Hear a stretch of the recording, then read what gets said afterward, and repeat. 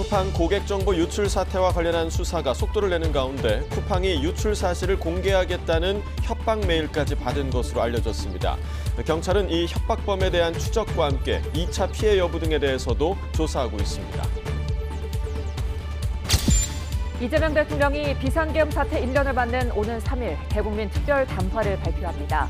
대통령실은 비상계엄이 선포됐던 12월 3일을 국회와 함께 민주화운동 기념일로 지정하는 방안을 검토하고 있습니다. 비상계엄 1년을 앞두고 내일 국민의힘 추경호 의원이 내란 혐의로 구속 갈림길에 섭니다. 내란 특검팀이 현직 의원에 대한 구속영장을 청구한 것은 이번이 처음으로 구속 여부에 따라 전국이 요동칠 전망입니다. 인도네시아와 태국, 스리랑카 등 동남아시아를 휩쓴 기록적인 폭우로 사망자가 1,000명에 육박한 거로 집계됐습니다. 실종자와 부상자도 수백 명에 달해 인명피해는 더 커질 전망입니다. 12월의 첫 주 영하권 추위가 기승을 부릴 전망입니다. 내일 전국이 영하권을 기록할 전망인 가운데 모레 서울 온도는 영하 7도까지 떨어지는 등 주 중반 겨울 추위가 절정에 달할 것으로 보입니다.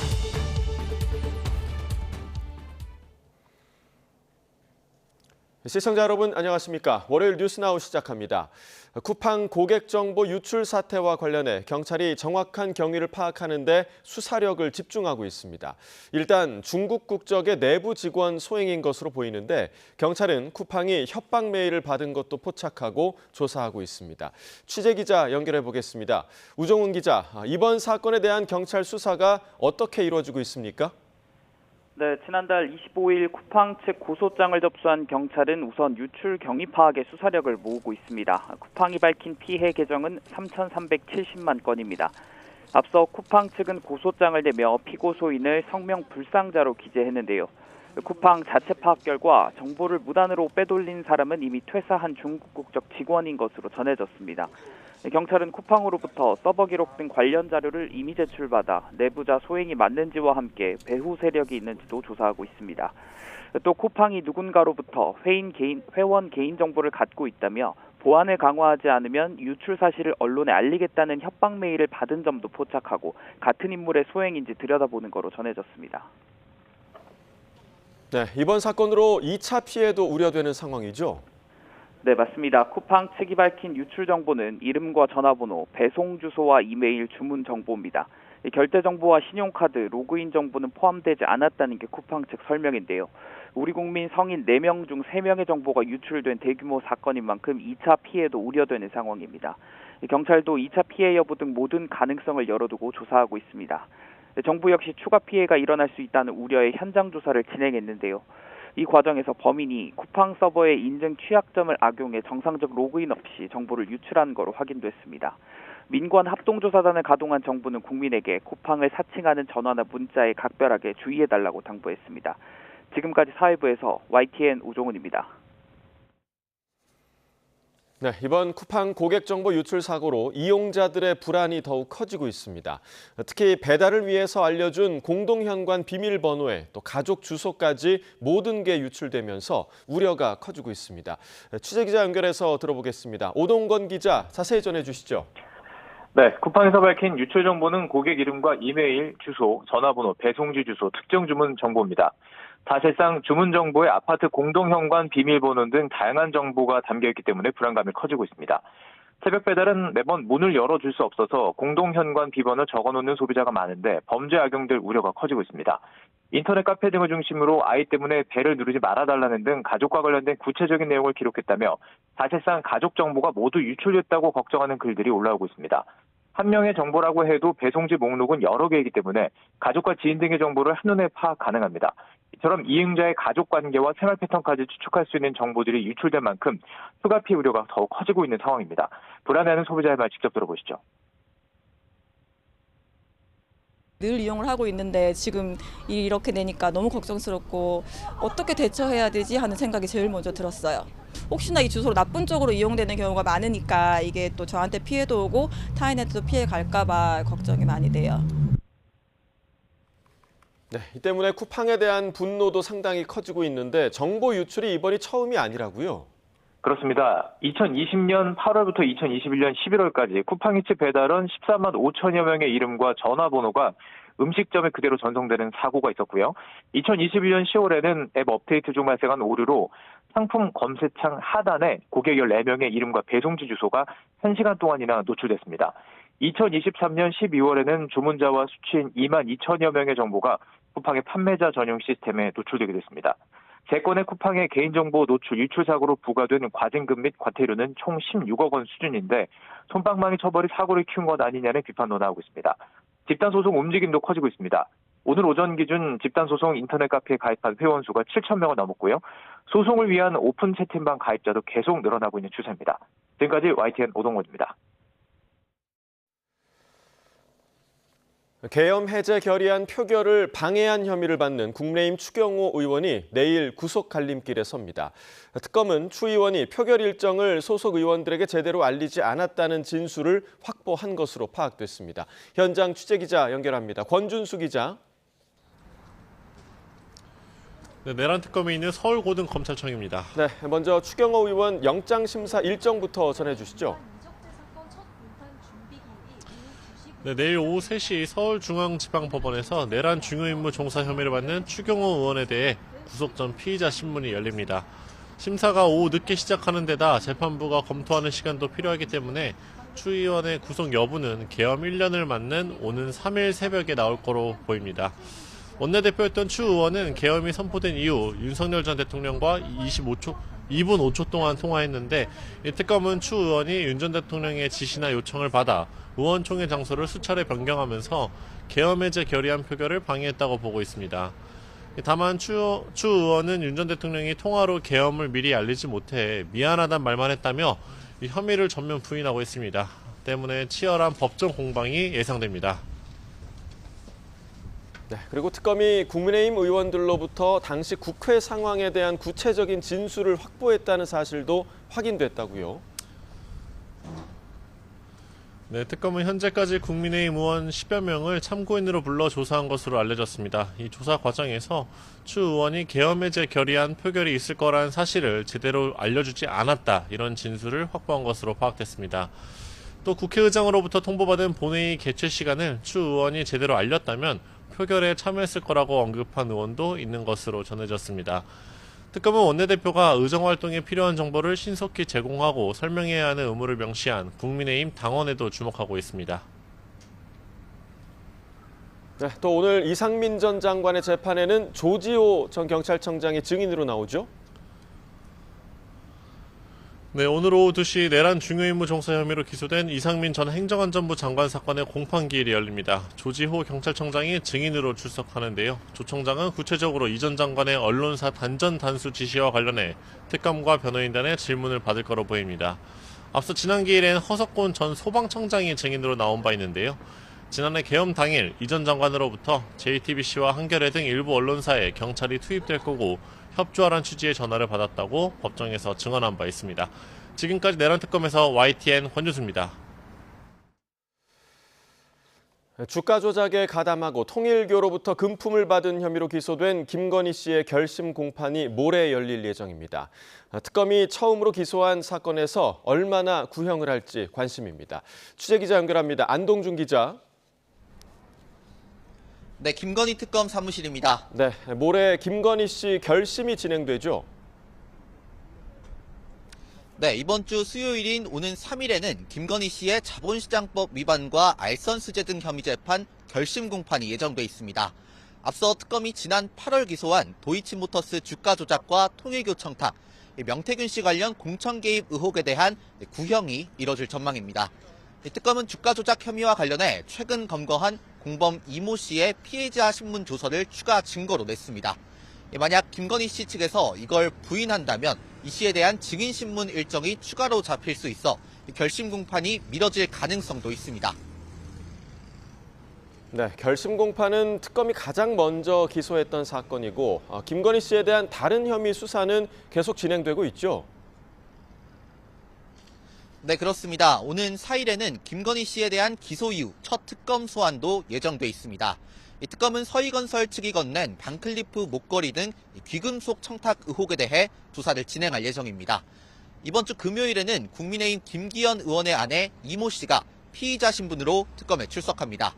이 씨는 남편인 김기현 의원에 대한 당대표 선거 지원에 대한 대가로 김건희 씨에게 로저비비의 가방을 선물했다는 의혹을 받고 있습니다. 이 씨 조사를 마치고 나면 특검은 김기현 의원에 대한 조사 필요성도 검토할 것으로 전망됩니다. 네, 또 한학자 총재 재판 관련 소식도 전해주시죠. 네, 법원은 오늘 오전 10시 10분부터 한학자 통일교 총재의 청탁금지법 위반 혐의 첫 공판기일을 진행하고 있습니다. 윤영호 전 통일교 세계본부장에 대한 증인신문이 예정돼 있었지만 불출석 사유서를 낸 것으로 파악됐습니다. 이와 함께 재판부는 한 총재에 대한 보석신문도 함께 진행합니다. 오후에는 건진법사 전성배 씨 네 번째 재판도 열리는데 전 씨에게 사업 관련 청탁과 알선 명목으로 돈을 건넨 콘랩 컴퍼니 대표이사 등이 증인으로 출석할 예정입니다. 지금까지 김건희 특검 사무실에서 YTN 안동준입니다. 국민의힘 추경호 전 원내대표의 구속영장 심사를 하루 앞두고 정치권에서는 사법부를 둘러싼 공방이 격화하고 있습니다. 민주당은 내란 전담 재판부 설치를 거듭 언급한 가운데 국민의힘은 사법부 겁박이라면서 정의로운 판단을 촉구했습니다. 국회 연결해서 들어봅니다. 박희재 기자. 네, 국회입니다. 네, 여야가 사법부를 놓고 아침부터 난타전을 벌이고 있다고요. 네, 그렇습니다. 더불어민주당은 추경호 전 원내대표의 영장심사를 하루 앞두고 사법부 때리기에 나섰습니다. 윤석열 전 대통령의 내란 혐의 사건 재판이 지지부진하다고 비판한 건데요. 정청래 대표는 최고위원회의에서 이를 침대식 재판이라 표현하면서 윤 전 대통령의 1심 구속 기한이 만료돼 석방될 거라는 국민 불안이 커지고 있다고 지적했습니다. 그러면서 올해 안에 내란 전담 재판부 설치, 법 왜곡죄 신설을 비롯한 사법개혁안을 처리하겠다고 강조했습니다. 특히 현 조이대 사법부 체제에서 특검의 영장 기각률이 매우 높다면서 2차 종합특검을 검토할 뜻도 내비쳤습니다. 반면 국민의힘은 정 대표의 이러한 주장을 내년 지방선거를 위한 정치 공작이라고 깎아내렸는데요. 장동혁 대표는 최고위원회의에서 정부 여당이 266억 원에 이르는 혈세와 대규모 인력을 투입했지만 맹탕 수사의 실패 특검이 판명났다고 꼬집었습니다. 민주당이 추진하는 내란 전담 재판부는 정권 입맛에 맞는 판사를 골라 인민재판을 하겠다는 거라고도 말했습니다. 이 시각 현재 국회 법제사법위원회 심사소위가 한창인데요. 내란 전담 재판부 설치와 법 왜곡죄 신설 등을 놓고 여야가 고성을 충돌하고 있습니다. 네, 그리고 오늘이 12월 1일이니까 예산안 처리 시한도 이제 하루 앞으로 다가왔죠? 네, 그렇습니다. 728조 원 규모의 이재명 정부 첫 내년도 예산안 처리 법정 시한이 내일입니다. 여야가 이재명 표 사업인 지역사랑 상품권, 그리고 대통령실 특수활동비와 법인세, 교육세 인상안을 놓고 이견을 좁히지 못하고 있는데요. 대장동 국정조사 안건까지 포함해 양당 원내 지도부가 아침부터 만나 협상을 진행하고 있지만 녹록지는 않은 상황입니다. 이처럼 이견이 좁혀지지 않는 상태라면 정부안 원안대로 내일 본회의에 자동 부의가 되는데, 이를 두고 민주당 소속 한병도 예산결산특별위원장은 국민의힘에 그 책임이 있다며 유감을 표명하기도 했습니다. 다만 정기국회 종료 시점인 오는 9일까지 예산안 수정안 마련도 가능한 상황이라 여야 협상이 여지가 있는 만큼 당분간 양측 간의 수싸움은 치열하게 이어질 것으로 보입니다. 지금까지 국회에서 YTN 박희재입니다. 대통령실이 비상계엄이 선포됐던 12월 3일을 국회와 함께 민주화운동 기념일로 지정하는 방안을 검토하고 있습니다. 대통령실은 지난해 계엄 당시 국민의 자발적인 저항 등을 기념하기 위해 관련 법 개정을 통해 이를 추진하는 것으로 파악됐습니다. 박근혜 정부 국정농단 사태 당시 촛불 집회를 민주화운동에 포함하는 내용도 고민하는 것으로 전해졌습니다. 대통령실은 다만 민주화운동 지정을 위해선 관련 법 개정이 필요한 만큼 국회와 시민사회의 논의가 우선이라는 방침 또한 세운 것으로 확인됐습니다. 이재명 대통령이 비상계엄 사태 1년을 맞는 오는 3일 대국민 특별 담화를 발표합니다. 이규현 대통령실 홍보소통수석은 어제 브리핑을 열고 이 대통령이 빛의 혁명 1년을 맞아 차분하지만 의미 있는 일정을 가질 예정이라며 이같이 소개했습니다. 이어 특별 담화에는 총뿌리에 맞전 함성으로 극도의 혼란을 평화로 바꾼 대한민국 국민의 노고를 기억하는 내용이 담길 거라고 설명했습니다. 비상계엄 1년을 앞두고 유재성 경찰청장 직무대행이 계엄 당시 경찰의 과오를 인정하고 대국민 사과했습니다. 유 직무대행은 오늘 전국경찰지휘부 화상회의에서 국민의 자유와 사회 질서를 지켜야 하는 경찰이 위헌적 비상계엄에 동원돼 국민께 큰 실망과 상처를 드렸다며 이같이 말했습니다. 비상계엄 사태 이후 경찰 수뇌부가 국회 등에서 유감 표명을 한 적은 있지만 경찰청 차원의 공식 사과는 이번이 처음입니다. 유 직무대행은 지난해 12월 3일 밤 국회 주변에서 국회의원의 출입을 통제한 건 민주주의와 헌정 질서를 어지럽히고 국민의 일상을 위협한 위헌위법한 행위였다고 인정했습니다. 이에 현장 경찰관들의 명예와 자긍심도 훼손됐다며 발언을 멈추고 일어나 허리를 숙인 뒤 거듭 사과했습니다. 12월 시작과 함께 이번 주는 추위가 점점 강해지겠습니다. 오늘 서울은 영상권에 머물렀지만 내일부터는 영하권 추위가 찾아오겠고 모레와 글피는 영하 7에서 8도까지 내려갈 전망인데요. 특히 글피에는 첫눈이 내릴 가능성도 있습니다. 취재기자 연결해 자세한 추위 현황과 전망 짚어봅니다. 김민경 기자, 어제는 온화했는데 오늘 기온이 얼마나 떨어진 겁니까? 네, 오늘 아침 서울은 3.7도로 어제보다 5도가량 낮아졌습니다. 평년 이맘때와 비교하면 3, 4도 높은 수준입니다. 하지만 찬바람이 강해지면서 오늘 낮부터는 체감온도가 서서히 낮아지겠습니다. 특히 이번 추위는 주 중반까지 점차 더 강해질 전망인데요.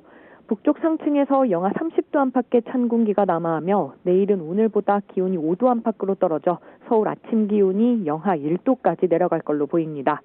서울 아침 기온이 모레는 영하 7도, 글피는 영하 8도까지 떨어지고 체감온도는 무려 영하 11도까지 곤두박질할 걸로 보입니다. 서해안에는 눈 예보도 있습니다. 북서쪽에서 내려오는 찬 공기가 상대적으로 따뜻한 서해를 지나면 해수면에서 열과 수증기를 공급받아 눈구름이 발달하게 되는데요. 내일 밤부터 모레까지 제주 산간에는 최대 10cm, 충남 서해안과 호남 서해안에도 3에서 8cm의 눈이 내려 쌓일 걸로 보입니다. 이번 눈은 습기를 잔뜩 머금은 습설입니다. 무거운 눈인 만큼 비닐하우스나 약한 구조물은 붕괴 피해 없도록 미리 대비가 필요합니다. 아직은 변동성이 크지만 글피 오후에는 서울에도 첫눈이 내릴 가능성이 있습니다. 네, 미세먼지 상황도 알아보겠습니다. 서울에 지금 미세먼지 수준이 나쁨 수준인 곳이 있다고요? 네, 현재 전남과 경북, 제주의 초미세먼지와 미세먼지 농도가 나쁨 수준입니다. 특히 경남 함양과 거창에는 초미세먼지주의보도 발령 중입니다. 어제 내몽골고원 부근에서 발원한 황사와 스모그가 유입됐기 때문입니다. 다만 청정한 북서풍이 불면서 서울 등 수도권의 대기질은 현재 보통 수준을 회복했고 다른 지역도 점차 회복할 전망입니다. 앞서 초미세먼지와 미세먼지주의보가 동시에 발령됐던 전북 지역은 오전 9시에서 10시 사이 모두 해제됐습니다. 지금까지 과학기상부에서 YTN 김민경입니다. 한미가 정상회담 결과물인 공동설명자료, 조인트 팩트시트에서 제시된 핵심 사안들을 제도화하기 위한 후속 논의를 본격화합니다. 우라늄 농축 및 사용 후 해결료 재처리 문제 등을 논의할 협의체를 만들기 위한 대화가 시작될 전망입니다. 워싱턴에서 신윤정 기자입니다. 박윤주 외교부 1차관과 크리스토퍼 랜도 미 국무부 부장관이 현지 시간 1일 미국 워싱턴 DC에서 회담합니다. 지난 10월 29일 경주 한미 정상회담과 지난달 14일 조인트 팩트시트 발표 뒤 이뤄지는 한미 간 첫 고위급 협의입니다. 일요일 미국을 찾은 박 차관은 공항에서 취재진과 만나 팩트시트에서 논의된 여러 사항을 어떻게 진전시킬지 협의할 것이라고 말했습니다. 그러면서 한미 간 여러 사항이 실제로 이행되려면 조직이 있어야 한다며 팩트시트 이행 협의체 구축도 포함될 거라고 설명했습니다. 박 차관은 미국 측에 우라늄 농축 및 사용 후 해결료 재처리 문제 등을 조속히 이행하자는 메시지를 전달할 것으로 보입니다. 팩트시트에는 미국은 한미 원자력 협정에 부합하고 미국의 법적 요건을 준수하는 범위 내에서 한국의 우라늄 농축 및 재처리를 지지한다는 내용이 포함됐습니다. 한국의 권한을 어떤 방법으로 얼마나 확대할지가 관건인데 이를 구체화하기 위한 협상의 틀을 구축하는 방안이 중점적으로 논의될 전망입니다. 이것을 개정을 할 것인지 아니면 현 협정에 추가로 어떤 조항을 합의를 해서 이번 협의에서는 한국의 핵 추진 잠수함 건조도 신속히 추진해 나가자는 우리의 원론적인 입장을 함께 전달할 것으로 보입니다. 안보 분야 외에 관세 통상과 관련한 한국의 입장을 전달하는 계기도 될 것으로 보입니다. 국회에서 한미 관세 협상 후속 조치를 위한 대미 투자 특별법이 발의돼 한국이 선 이행 의지를 보인 점을 설명하면서 관세 인하 소급 적용 등을 당부할 거란 관측입니다. 워싱턴에서 YTN 신윤정입니다. 반도체와 자동차의 선전으로 지난달 우리 수출액이 11월 기준 역대 최대를 기록했습니다. 산업통상자원부는 지난달 수출이 610억 4천만 달러로 지난해 같은 달보다 8.4% 늘었다고 밝혔습니다. 1월부터 지난달까지 누적 수출액도 6,402억 달러로 3년 만에 최대 기록을 경신했습니다. 품목별로는 반도체 수출이 지난달 172억 6천만 달러로 1년 전보다 38.6% 확대돼 이미 연간 최대 수출액 기록을 넘었습니다. 자동차 수출도 13.7% 증가한 64.1억 달러를 기록하면서 누적 수출액 최대치를 새로 썼고 이번 달에도 48억 3천만 달러 이상을 수출하면 연간 최대 실적을 기록하게 됩니다. 다만 주요 수출국 가운데 미국 수출은 철강과 기계 등 관세 영향으로 전년 대비 0.2% 줄어든 103억 5천만 달러를 기록하며 보합세가 나타났습니다. 코스피가 상승 출발했지만 기관의 순매도로 혼조세를 보이고 있습니다. 코스피는 1.1% 오른 3,967로 출발했지만 기관의 순매도로 하락해 3,890선까지 내려갔다가 다시 3,900선 초중반에서 등락 중입니다. 코스닥은 0.9% 오른 920으로 출발해 기관의 순매수 속에 1%대 상승세입니다. 장중에 933까지 올랐는데 이는 2023년 8월 2일 이후 2년 4개월 만에 최고치였습니다. 정부가 국민연금과 외환 스와프 연장 협의 중이라는 보도에 원달러 환율은 1,460원대로 내려왔습니다.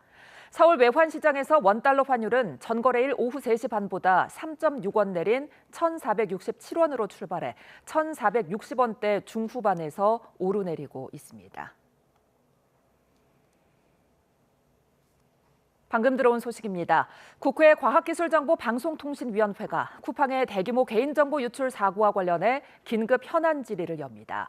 더불어민주당 과방위 소속 위원들은 오늘 비공개 회의를 열고 관련 현안 질의를 내일 오전 10시 국회에서 진행하기로 했습니다.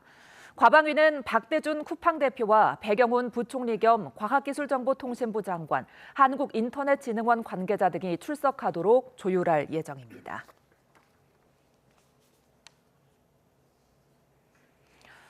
올해 상반기 수도권 주요 분양단지에서 부정청약 의심 사례가 252건 적발됐습니다.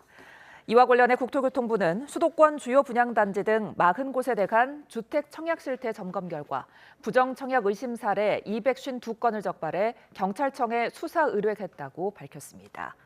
허위로 전입신고하고 청약하는 위장 전입이 245건으로 가장 많았고 위장 이혼이 5건, 자격 매매와 불법 전매가 각각 한 건씩 적발됐습니다.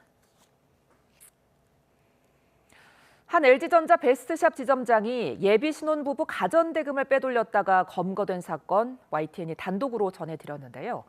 그런데 고객 돈을 빼돌리는 과정에 LG전자 자회사가 운영하는 직영점 직원들의 계좌도 이용된 거로 확인됐습니다. 표정호 기자의 단독 보도입니다.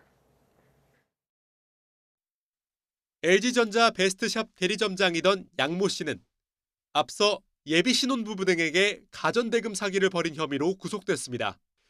양 씨는 20% 정도 할인 혜택을 받을 수 있는 특정 신용카드를 발급받아 결제하도록 유도했는데 카드 발급 전까지 제품 구매 계약을 유지하기 위해 필요하다며 대금의 일부나 전액을 현금으로 먼저 지불하게 했습니다. 나중에 카드로 결제하면 먼저 낸 돈은 돌려주겠다고 속였습니다. 카드를 발급받으면 이제 1,200만 원은 그 카드 회사로 결제가 되고 현금은 돌려주겠다라고 말씀을 하셔서 LG전자라는 대기업 그냥 그 이름 자체를 믿고 양 씨는 카드 결제가 이뤄진 뒤엔 고객에게 먼저 받은 돈을 환불해줘야 한다며 대리점 법인 통장에서 돈을 이체했는데 지인의 계좌로 돈을 보낸 뒤 자신의 통장으로 돌려받는 방식으로 가로챈 것으로 조사됐습니다. 이렇게 빼돌린 돈이 5억 원에 달하는데 이 과정에 LG전자 베스트샵 직영점의 전현직 직원들 계좌도 이용된 걸로 드러났습니다. 선결제한 돈을 돌려줘야 한다며 양 씨가 대리점 대표에게 건넨 이름과 계좌번호 중에 직영점 직원들의 정보가 섞여 있었던 겁니다. 이런 식으로 고객이 환급받아야 할 돈의 일부가 다른 직영점의 전현직 직원들 개인 통장으로 이체됐습니다. 이들은 입금된 돈을 양 씨 통장으로 송금했는데 일정 금액을 제하고 보낸 경우도 있었습니다. 대리점 대표는 이들이 양 씨와 공모한 걸로 의심된다며 직영점 전현직 직원 등을 사기 혐의로 고소했습니다. 법인 통장을 확인을 하다 보니까 현직에 근무하는 직원들, 하이프라자 직원들 이름이 나오기 시작을 했죠. 부자번호를 보내주고 있고 또 카톡방에서 야 송금했다 고고고 해가면서 YTN 취재진은 직원들의 입장을 듣기 위해 전화를 하거나 매장을 방문했지만 답변을 거부했습니다. 직영점을 운영하는 LG전자 자회사 하이프라자도 근무 중인 직원들을 대상으로 감사에 나섰는데 이들은 양 씨가 잘못 입금했다거나 보이스피싱을 당해 자기 계좌를 이용할 수 없어 임시로 돈을 보낸 거니 다시 보내달라고 해 돌려줬다고 주장한 걸로 전해졌습니다. 양 씨가 앞서 돈을 빌려가 일정액을 빼고 보냈다는 해명도 있었던 걸로 알려졌습니다. LG전자 측은 자회사의 감사 결과 직영점 직원들의 공모 정황은 발견되지 않았다며 이들은 경찰 조사가 시작되면 적극 협조하겠다는 입장이라고 밝혔습니다. LG전자 자회사 소속인 직영점 직원들의 계좌가 대리점 고객을 대상으로 한 사기 사건에 사용된 정확한 배경과 과정을 밝히기 위해 경찰도 수사에 착수했습니다. YTN 표정우입니다.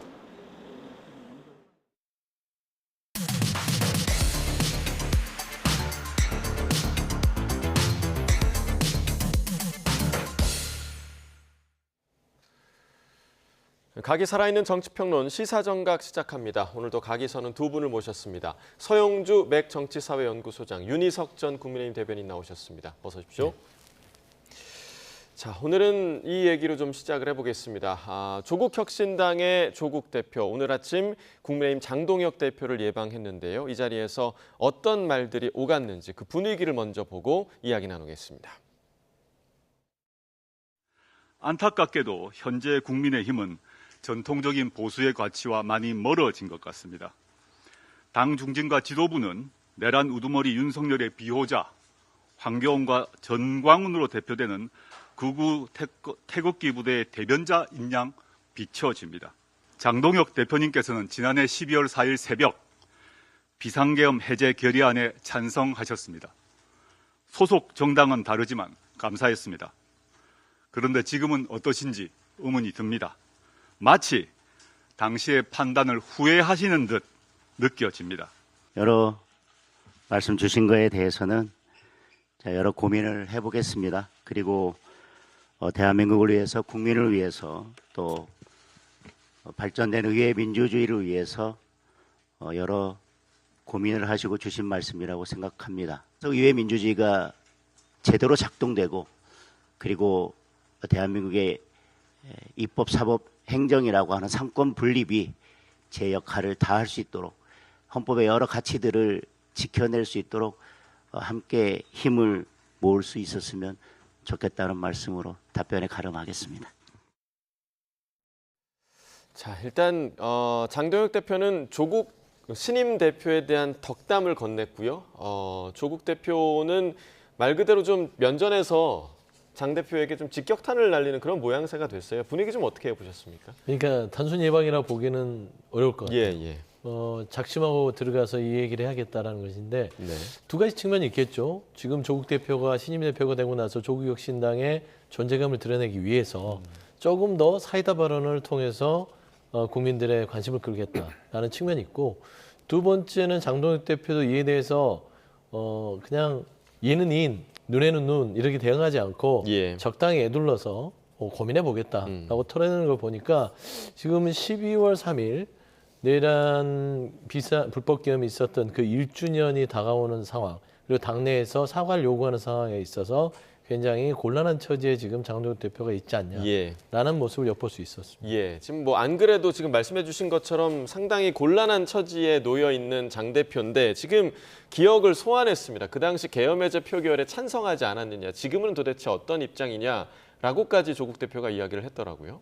저는 사실 조국 대표의 오늘 저 발언이 그냥 조국 신당 안에서의 어떤 회의석상에서 일어난 건 줄 알았는데 저희 당을 예방을 해서 장동혁 대표 면전에서 저런 얘기를 한 거잖아요. 예, 맞습니다. 그 예방이라는 것이 뭐 결론은 사전적으로 예의를 갖춰서 방문한다. 대표가 다시 됐으니까 인사차 간다 하는 건데 이런 자리에서 지난번에 정청래 대표를 예방한 자리에서도 정치적인 발언을 많이 했었잖아요. 예.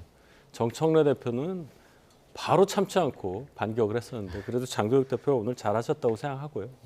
저희 당 내부의 문제에 대해서 외부에서 지금 얘기할 계제가 아닙니다. 내부에서 여러 가지 상황에 대해서 정리를 해야 하고 또 방향도 점검해야 하는 상황인데 외부에서 저렇게 얘기한다고 해서 뭐 바뀔 것이 있겠느냐. 일단 장동혁 대표의 고민이 많다는 것까지는 다 인정을 하지만 적어도 예방을 하신 분이 저렇게까지 발언하는 것을 어떻게 받아들여야 되느냐. 여기에 대한 또 다른 문제가 하나 생겨서 저는 좀 안타깝게 봤습니다. 지금 그 대장동 관련 토론 있지 않습니까? 네. 이 부분과 관련해서 잠깐 언급이 있긴 했는데 네. 뭐 알맹이 빠진 토론 아니냐 이런 또 비판의 시각도 있더라고요. 그렇죠. 애초에 이 토론이라는 것에 대해서 얘기가 나온 것은 한동훈 전 대표가 법무부 장관을 지냈다는 것, 그 자격으로 정성호 현 법무장관에게 토론을 하자고 했던 거예요. 예. 근데 정 장관 안 하신다고 하셨고 역대 민주당 출신 법무부 장관들도 다 안 한다고 하시고 예. 박범계 전 장관이 하려고 했다 안 하고 하는 과정에서 갑자기 조국 대표가 법대 교수로서 말을 한다 하면서 잘못된 말씀을 하셨기 때문에 한동훈 전 대표가 그럼 나하고 그 얘기를 해보자라고 했던 거예요. 그랬더니 조국 대표가 자격이 안 되니 장동혁 당대표 정도 하고 내가 하겠다 이렇게 된 겁니다. 예. 결론 당사자들은 다 빠지고 글쎄 무슨 얘기를 할까? 장동혁 대표가 만약에 그 토론 자리에 나간다 하더라도 한동훈 전 대표가 쭉 설시했었던 내용들 그걸 반복할 수밖에 없어요. 그리고 조국 전 대표는 또 본인 주장을 계속 하겠죠. 누가 중간에서 이 토론을 진행하고 결론을 내려줄지는 모르겠지만 글쎄요. 국민들께서 그렇게 크게 관심을 가질 사항이 되기가 어렵다는 그런 상황이라고 생각합니다. 자, 관심을 가질 수 있을 것인가에 대해서 물음표를 던져주셨고요. 그리고 자, 오는 수요일 이틀이 남았죠. 12월 3일은 계엄 1년이 되는 날입니다. 이 계엄에 대한 사과를 두고 국민의힘 당내에서는 지금 갈등으로 좀 번지고 있는 상황인데 먼저 영상 함께 보시고 이야기 이어나가겠습니다.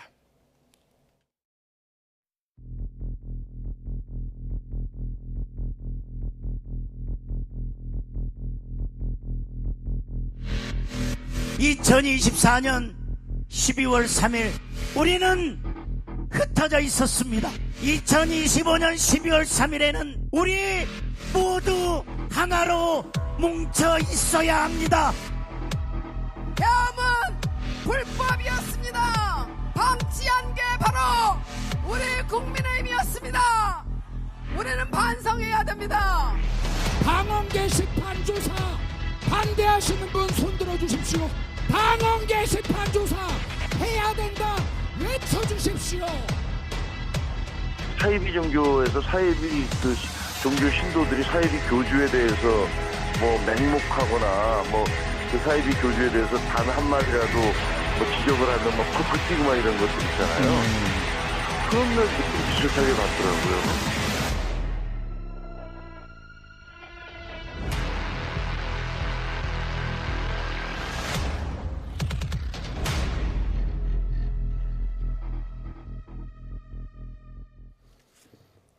자, 지금 국민의힘 내에서 더 지금 날이 지날수록 계속해서 불붙는 그런 모습이고 지금 장동혁 대표는 하나 된 국민의힘을 강조를 하고 있는데 전혀 지금 방향은 반대로 가고 있는 듯한 그런 느낌입니다. 어떻게 좀 보셨습니까? 그러니까 하나 된 국민의힘이라는 게 어떤 방향으로 하나 된이라는 주어는 빠진 거는 같지만 우리가 표면적으로 봤을 때 장동혁 대표는 윤 어게인 쪽에 하나 된을 외치는 것 같아요.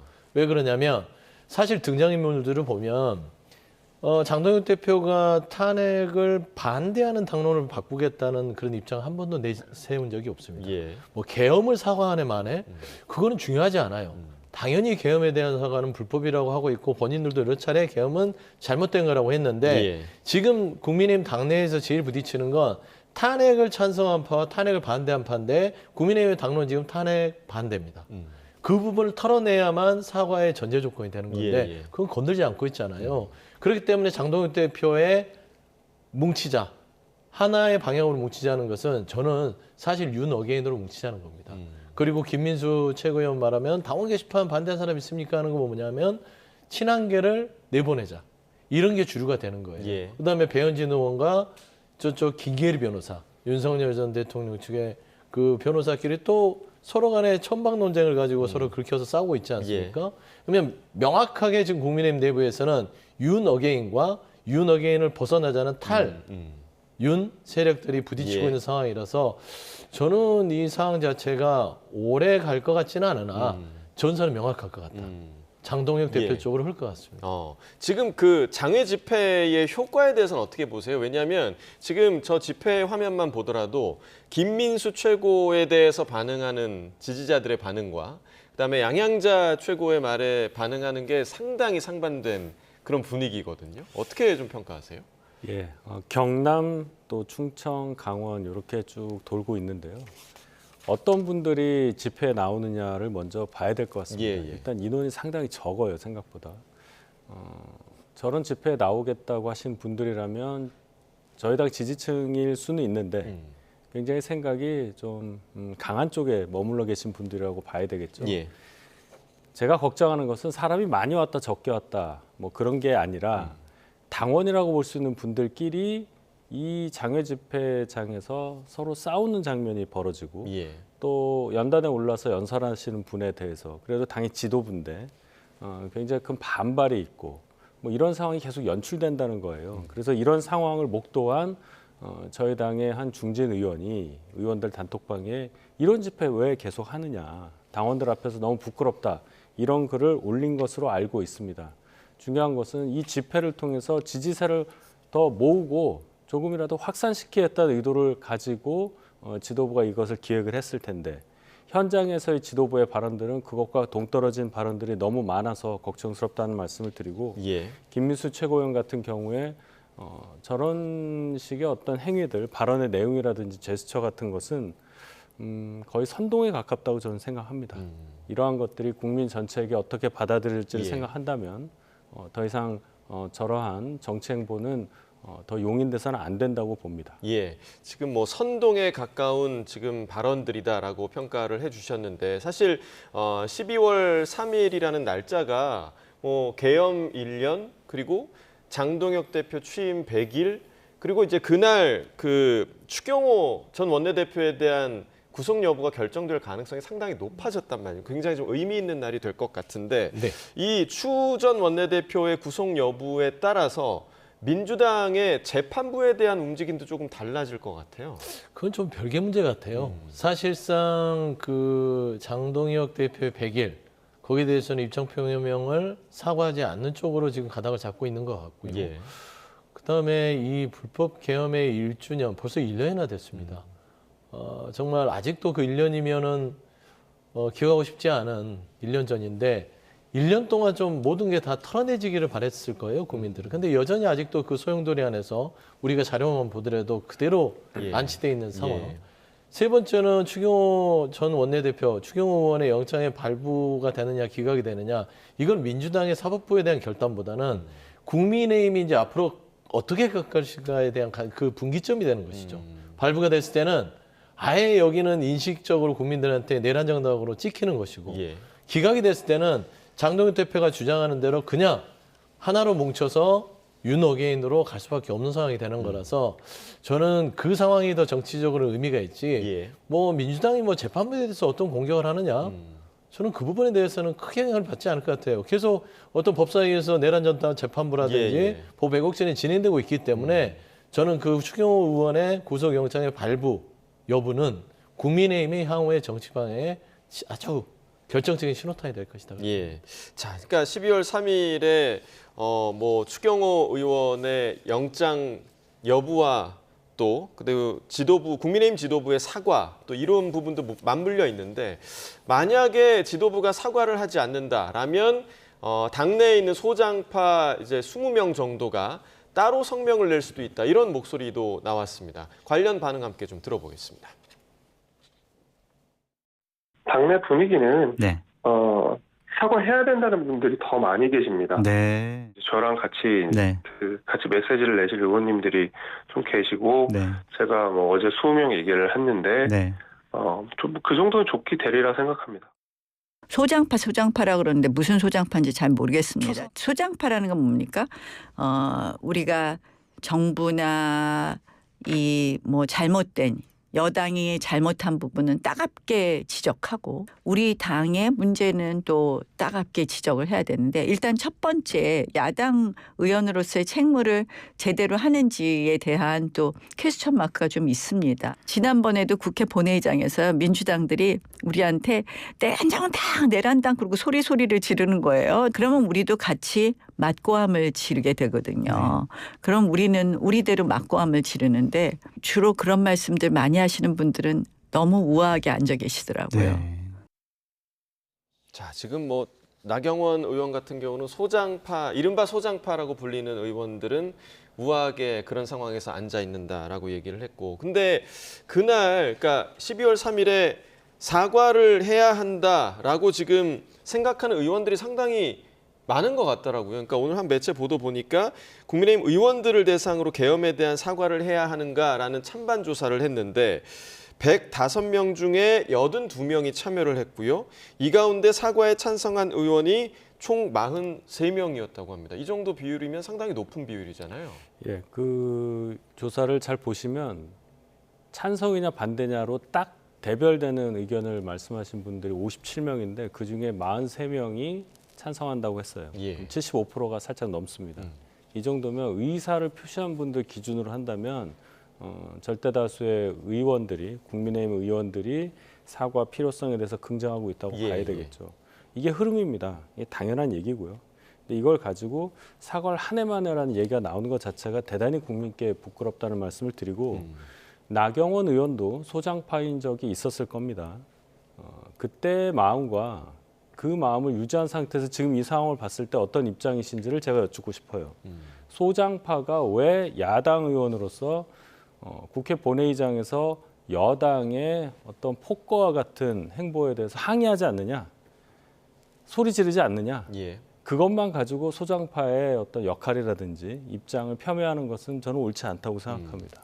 왜 당의 중진 의원으로서 당에 오래 계신 분이, 역할을 하실 수 있는 분이 당의 이러한 내용에 대해서 올바른 말씀을 따끔하게 안 하시는지, 여기에 대한 지적이 국민들로부터 훨씬 많다.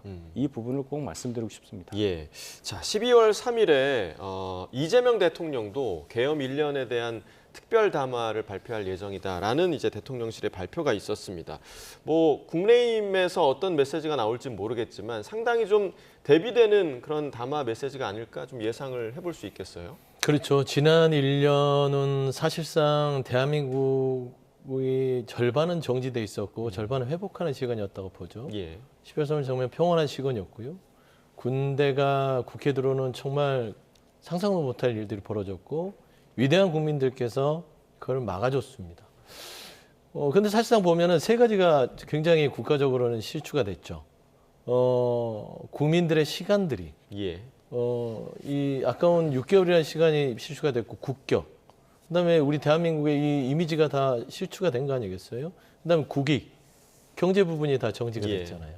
저 이런 부분에 있어서는 사실 세 가지를 다 추스려서 아마 민주주의 회복에 대한 어떤 의미를 담은 이재명 대통령의 어떤 전 국민 담화가 있지 않을까 생각하는데 우리는 잊지 말아야 될 것은요. 이게 아직 다 정리가 안 됐다는 것입니다. 그래서 자꾸 저도 아쉬운 부분은 있으나 민주당이 집권 여당으로서의 역할보다는 야당과 같이 이 내란 청산에 대해서 속도를 내고 또 과도하게 강하게 얘기하는 것들은 답답하리마치 협조를 해주지 않기 때문이에요. 사법부나 그리고 상대 당인 국민의힘조차도요. 예를 들어서 국민의힘이 빨리 윤석열 전 정부와 윤 어게인 세력과 절연을 하고 민주당과 손을 잡고서 내란 종식에 같이 힘을 합쳤다면 저는 과연 1주년을 맞이하는 12월 3일 날 내란 얘기를 아직도 우리가 하고 있었을 것인가 라는 측면에서는 정치권과 그리고 일부 사법부의 대다수의 조금은 여기에 대한 무게감을 느끼지 못하는 부분에 있어서는 아쉬움이 느껴집니다. 네. 자, 아쉬움을 밝혀주셨고 이러한 상황에서 윤 전 대통령이 그 옥중 편지가 공개가 됐습니다. 그런데 그 내용을 보면 전한길 강사를 향해서 하나님이 대한민국에 보내주신 귀한 선물이다 이렇게 표현을 했습니다. 어느 정도 그 의도는 좀 가늠이 되는 것 같아요. 어떻게 좀 보셨어요? 저게 아마 전한길 씨가 윤 전 대통령에게 편지를 보냈고 거기에 대한 답장 형식으로 메시지를 낸 것이라고 생각을 합니다. 지금 저 상황만 본다면 윤 전 대통령의 인식이 대단히 좁아져 있다는 것을 알 수 있고 또 윤 전 대통령을 지지하거나 적극적으로 밖에서 지원하고자 하는 사람들의 규모나 그 폭이 상당히 좁아져 있다는 것을 볼 수가 있어요. 뭐 전한길이라는 분을 제가 꼭 개인적으로 폄훼하려고 하는 건 아니지만 어떤 정치 세력을 대표한다고 보기에는 여러 가지로 자격이 안 되지 않습니까? 이런 분을 콕 집어서 얘기를 하고 또 미국에 있는 뭐 모스탄이라든지 이런 분들에 대한 얘기를 쭉 하는 것을 보면 현실 인식이 대단히 그 뭐라고 할까요? 현실적인 것과 연결이 잘 안 되고 있다. 이렇게 볼 수밖에 없고 그렇다면 저희 당이 취해야 될 방향이 이 점을 통해서라도 더 확실하게 밝혀진다고 저는 봅니다. 윤 전 대통령의 정치적 영향력을 과대평가하고 아직도 그 끝을 잡고 당을 운영하겠다고 하는 분들이 아직도 많이 있다. 그 점에 대한 지적을 국민들께서 안 하실 수가 없는 상황이기 때문에 12월 3일을 기점으로 큰 변화가 있어야 한다는 말씀을 다시 한번 강조합니다. 자, 그리고 이제 앞서 저희 그 영상에서 잠깐 보셨습니다만 국민의힘의 이제 또 다른 뇌관이 바로 한동훈 전 대표의 당원 게시판 논란이기도 합니다. 당무위가 당원 게시판 조사 절차에 착수하겠다라고 밝히면서 지금 친한계 쪽에서 강하게 반발하고 있는 모습인데요. 그 목소리도 함께 들어보겠습니다. 당원 게시판 조사 반대하시는 분 손들어 주십시오. 당원 게시판 조사 해야 된다 외쳐주십시오. 이게 한줌 당원의 뜻입니까? 이게 한줌 극우의 뜻입니까? 국민 여러분께 다시 한번 묻습니다.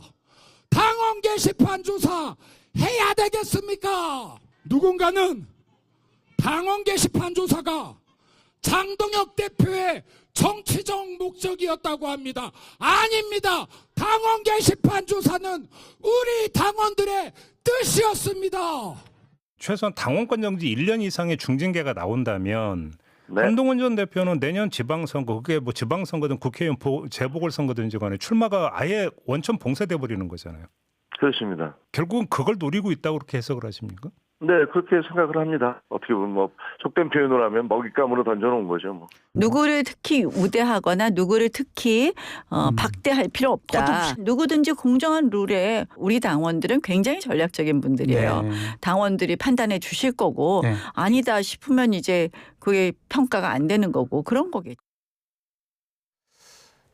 자, 당원 게시판 조사는 당연히 지금 한동훈 전 대표를 겨냥한 문제고요. 그리고 조금 전에 아까 전에 영상에서 뭐 봤던 양양자 최고위원이라던가 배현진 의원에 대해서도 윤리위 제소를 요구하는 당원 청원이 등장을 했다.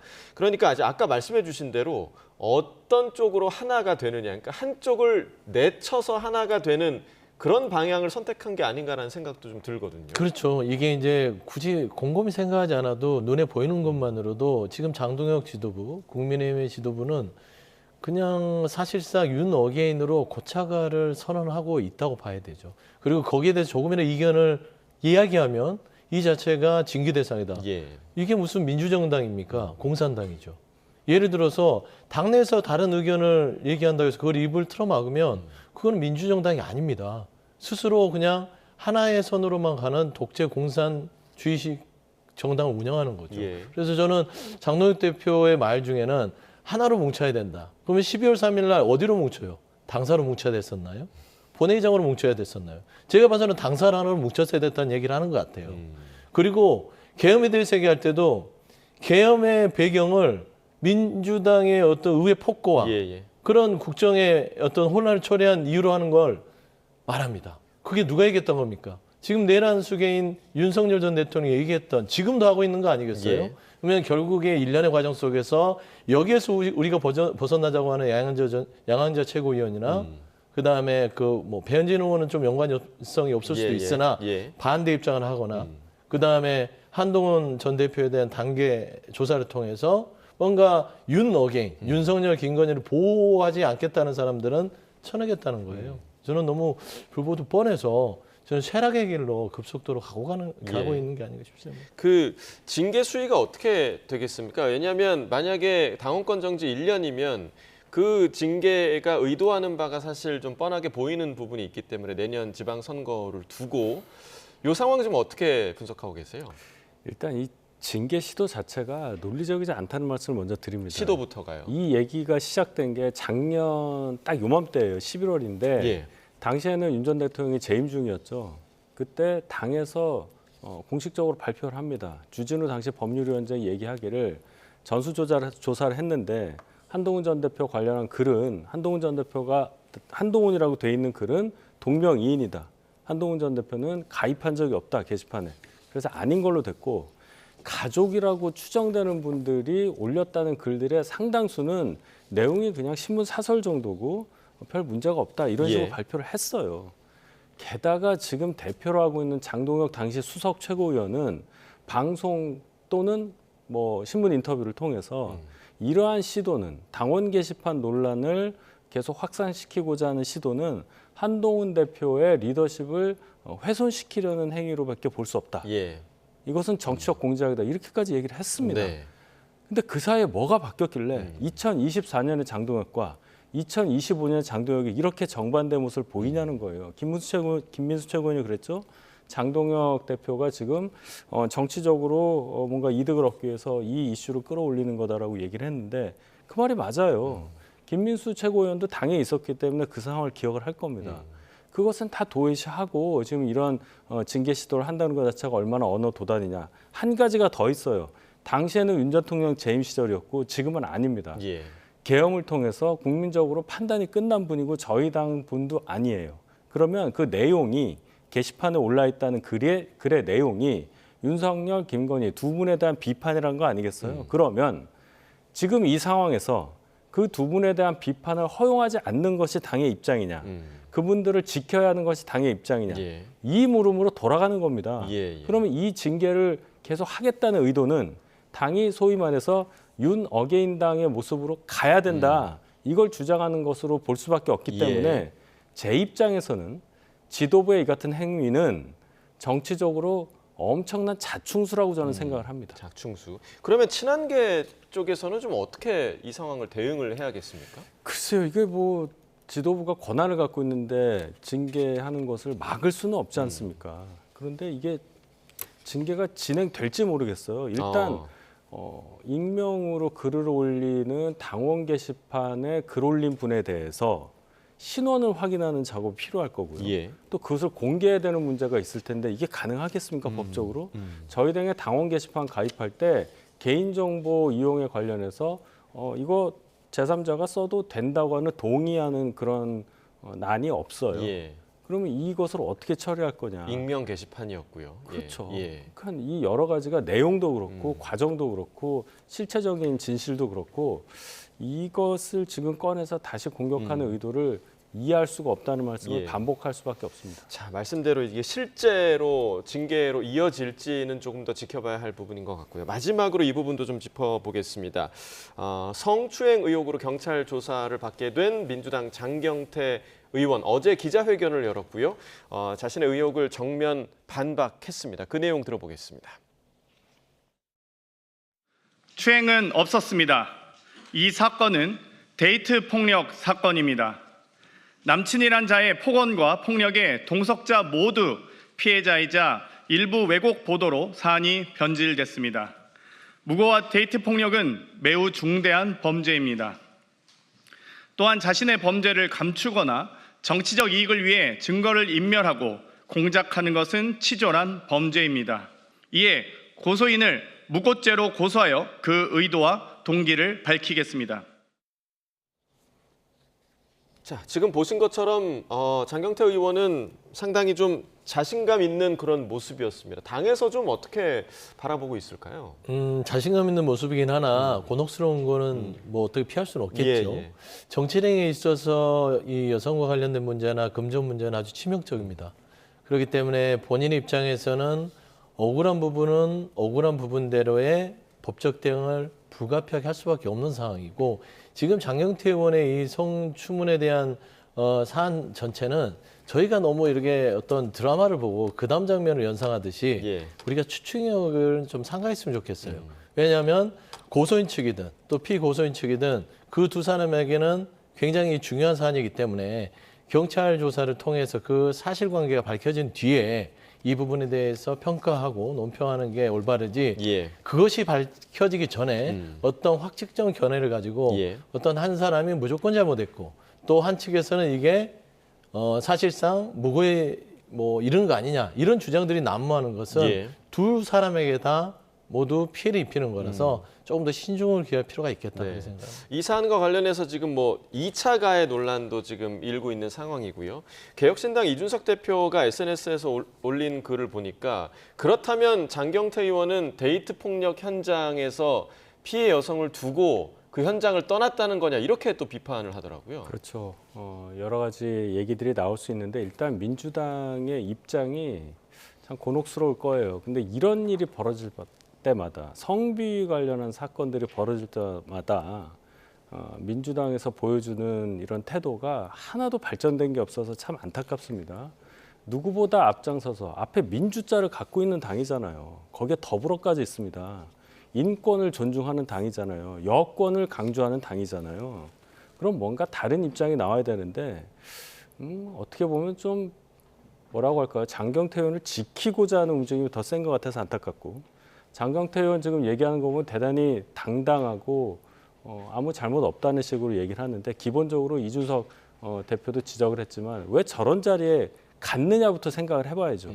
지역 구민들이 저런 자리에서 술 먹고 어울리라고 저게 공개된 상황까지 간 거야 뭐 어쩔 수 없다 치더라도 그러라고 뽑아줬겠습니까? 그렇지가 않아요. 할 일이 많을 텐데, 젊은 국회의원에 대한 기대가 많을 텐데, 지역민들에 대한 사과라든지 국회의원으로서 본인의 처신을 잘못했다는 것에 대한 반성부터 있어야 할 자리에서 내가 이거 무고로 고소하겠다, 나는 억울하다, 이 얘기만 반복한다는 것이 어떻게 받아들여질까는 본인의 정치 인생 전체를 보면서 한번 고민해봐야 될 사항이라고 봅니다. 뭐 조금 전에 이제 서 수장님께서 미리 예측해서 판단을 하면 안 된다라고 얘기를 하셨지만, 그래도 이제 만약을 지금 계속 생각해야 되는 민주당 입장에서도 아마 그런 상황이 아닐까 생각이 들어요. 왜냐하면 지금 장경태 의원이 좀 굵직굵직한 역할들을 많이 하고 있잖아요. 특히나 지방선거 앞두고 지금 서울시당 위원장을 맡고 있기 때문에 그런 공천권 같은 것도 갖고 있는 그런 막중한 자리란 말이죠. 이 부분에 대해서 아마 정청래 대표도 좀 고민이 많겠다, 이런 생각도 좀 들거든요. 그렇죠. 고민이 많죠. 지방선거를 앞두고 이게 호재는 아니고 악재이기 때문이에요. 근데 제가 이제 그런 자리의 막중함을 떠나서, 제가 오랫동안 정치권에 있어서 국민의힘이든 민주당이든 간에 어떤 이러한 일이 발생을 했을 때 그 결과와 무관하게 그 과정 속에서 그냥 철저하게 대중 속에서 낙인 찍혀서 사라져버리는 정치인들을 많이 봤습니다. 그런 부분들이 과연 옳은가라는 문제의식을 한번 제가 화두를 던진 것이고요. 사실 뭐 장경태 의원이나 또 지금 고소인으로서 여성이나 두 사람 간의 관계에 있어서의 극명히 부딪히는 다툼의 여지 속에서 무엇이 옳은지가 결론이 났을 때는 그 누군가는 책임을 지고 법적 책임도 정책 책임도 져야겠죠. 근데 그 안에서 우리가 피상적으로 느끼는 그 장면들 속에서 내가 봐서는 이거 스트라이크인데 볼인데 라고 하는 것들은 잘 할 수 없는 것이다 라고 얘기하는 거라서, 지도부 고민은 없다고 할 수는 없으나 최소한 그 정도 수준에서 일단은 장경태 의원의 진상조사와 어떤 법적 대응을 통해서 경찰 조사가 신속하게 이루어져서 이 문제가 지방선거 전에 마무리가 되기를 바란다. 예. 그런 말씀 드립니다. 네, 장 의원의 앞으로의 대응 그리고 경찰 조사까지 지켜봐야 할 부분인 것 같습니다. 서영주 맥 정치사회연구소장, 윤희석 전 국민의힘 대변인과 이야기 나눠봤습니다. 두 분 말씀 고맙습니다.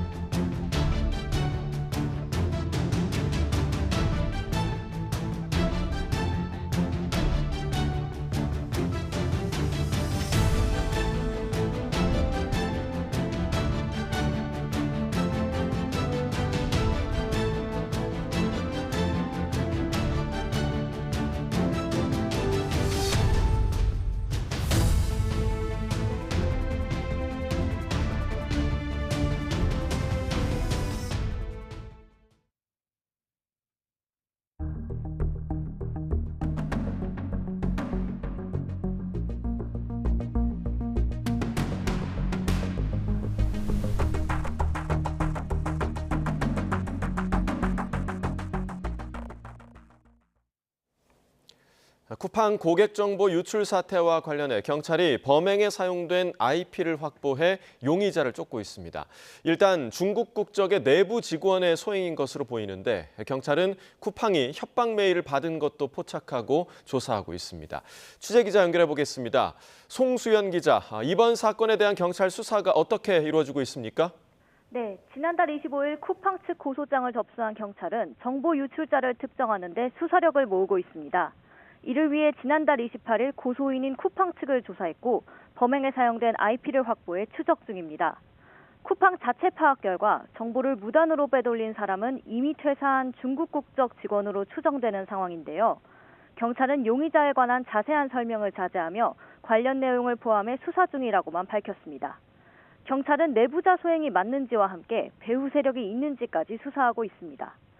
또 쿠팡이 누군가로부터 회원 개인정보를 갖고 있다며 보안을 강화하지 않으면 유출 사실을 언론에 알리겠다는 협박 메일을 받은 점도 포착하고 같은 인물 소행인지 들여다보고 있습니다. 네, 이번 사건으로 2차 피해도 우려되는 상황이죠? 네, 쿠팡 측이 밝힌 피해 계정은 3,370만 건이고 유출된 정보는 이름과 전화번호, 배송 주소와 이메일, 주문 정보입니다. 결제 정보와 신용카드, 로그인 정보는 포함되지 않았다는 게 쿠팡 측 설명인데요. 우리 국민 성인 4명 중 3명의 정보가 유출된 대규모 사건인 만큼 2차 피해도 우려되는 상황입니다. 아직 관련 신고가 접수된 건 없지만 경찰도 2차 피해 여부 등 가능성을 열어두고 조사 중입니다. 정부 역시 추가 피해가 일어날 수 있다는 우려에 현장 조사를 진행했는데요. 이 과정에서 범인이 쿠팡 서버의 인증 취약점을 악용해 정상적 로그인 없이 정보를 유출한 것으로 확인됐습니다. 민관 합동조사단을 가동한 정부는 국민에게 쿠팡을 사칭하는 전화나 문자에 각별하게 주의해달라고 당부했습니다. 지금까지 사회부에서 전해드렸습니다.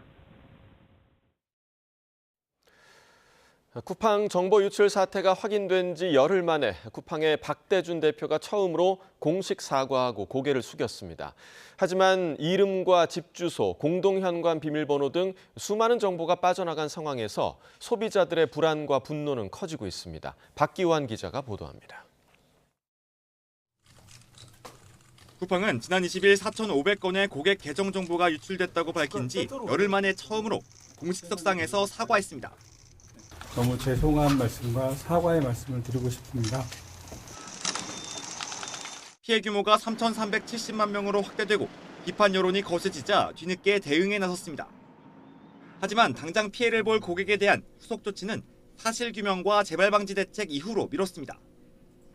유출된 내용들을 좀 명확하게 확정하는 게 일단 우선 급하고요. 그 다음으로 급한 것은 재발 방지 대책을 수립하는 것이라고 생각을 합니다. 홈페이지에 게시한 사과문에서는 이름과 이메일, 배송지 정보 등으로 유출 정보가 제한된다며 애써 사태를 축소했습니다. 쿠팡은 이용자 수와 거래액 기준으로 명실상부한 국내 1위 이커머스 플랫폼으로 자리 잡고 있습니다.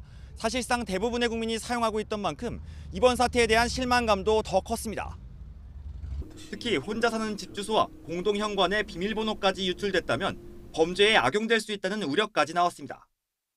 진짜 괘씸하고 너무 한국 사람들이 진짜 다 거의 매출 제일 많이 사용하는 거라고 하는데 이렇게 무책임하게 사용하게 되면 누가 믿고 사용할 수 있을지. 최근 잇따른 정보 유출 사고 속에 더 강한 제재를 요구하는 목소리가 거세지는 가운데 쿠팡을 대체할 수단을 찾겠다는 목소리도 적지 않았습니다. 탈퇴하고 다른 걸로 갈아타셨다는 분도 있어서 저도 그렇게 해야 하나 하고 생각을 하고 있어요. 굉장히 편리하고 빨리도 오고 하는 시스템이었는데 이렇게 돼버리니까 마음 놓고 쓸 수가 없어서. 관계 당국의 신속한 수사와 원인 규명을 촉구하고 이를 바탕으로 집단 소송에 나서겠다는 소비자 모임도 등장했습니다. YTN 박변입니다. 국회 과학기술정보방송통신위원회가 쿠팡의 대규모 개인정보 유출 사고와 관련해 긴급 현안 질의를 엽니다. 더불어민주당 과방위 소속 의원들은 오늘 비공개 회의를 열고 관련 현안 질의를 내일 오전 10시 국회에서 진행하기로 했습니다. 과방위는 박대준 쿠팡 대표와 백영훈 부총리 겸 과학기술정보통신부 장관, 한국인터넷진흥원 관계자 등이 출석하도록 조율할 예정입니다. 3천만 개 이상의 고객 계정 정보가 유출된 쿠팡은 앞서 내부 시스템 오류 등으로 3차례나 고객과 배달 파트너들의 정보가 노출됐던 것으로 파악됐습니다. 쿠팡에서는 지난 2021년 10월 앱 업데이트 중 발생한 오류로 상품 검색창 밑에 고객 14명의 이름과 배송지 주소가 1시간가량 노출됐습니다.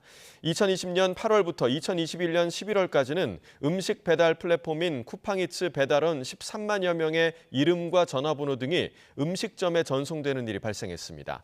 2023년 말에는 쿠팡의 판매자 전용 시스템에서 주문자와 수취인 2만 2천여 명의 정보가 노출됐습니다. 그러나 3건의 정보 유출 사건에서 쿠팡이 받은 과징금은 모두 합쳐 16억 원 정도에 불과했던 것으로 알려졌습니다.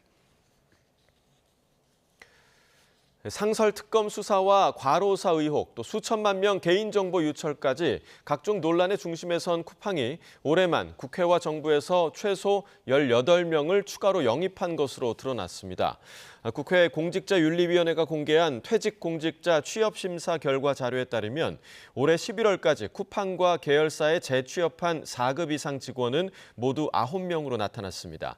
쿠팡은 이들을 부회장과 정책협력실 전무, 이사 대우 등 고위 임원으로 채용했는데 공개 의무가 없는 비서관까지 범위를 넓히면 관련 취업자 수는 더 많을 것으로 예상됩니다.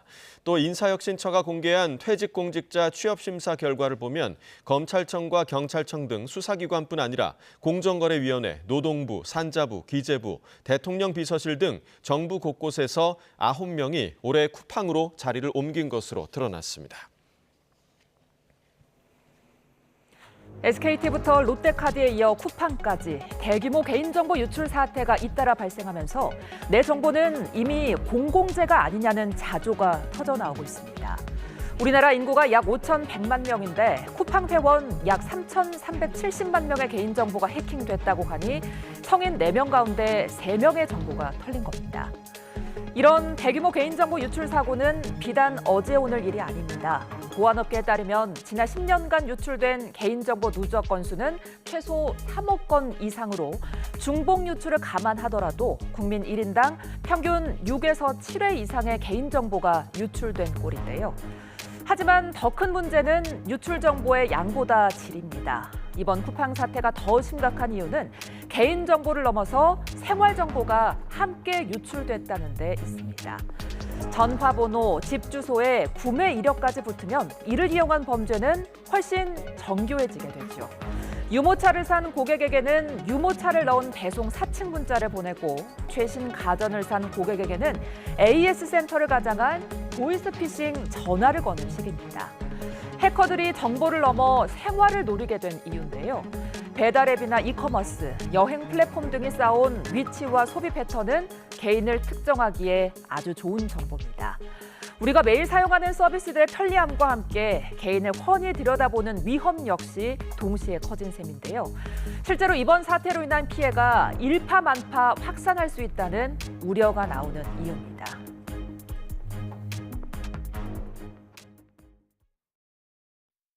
헌정 질서를 지키기 위해 비상계엄을 선포합니다.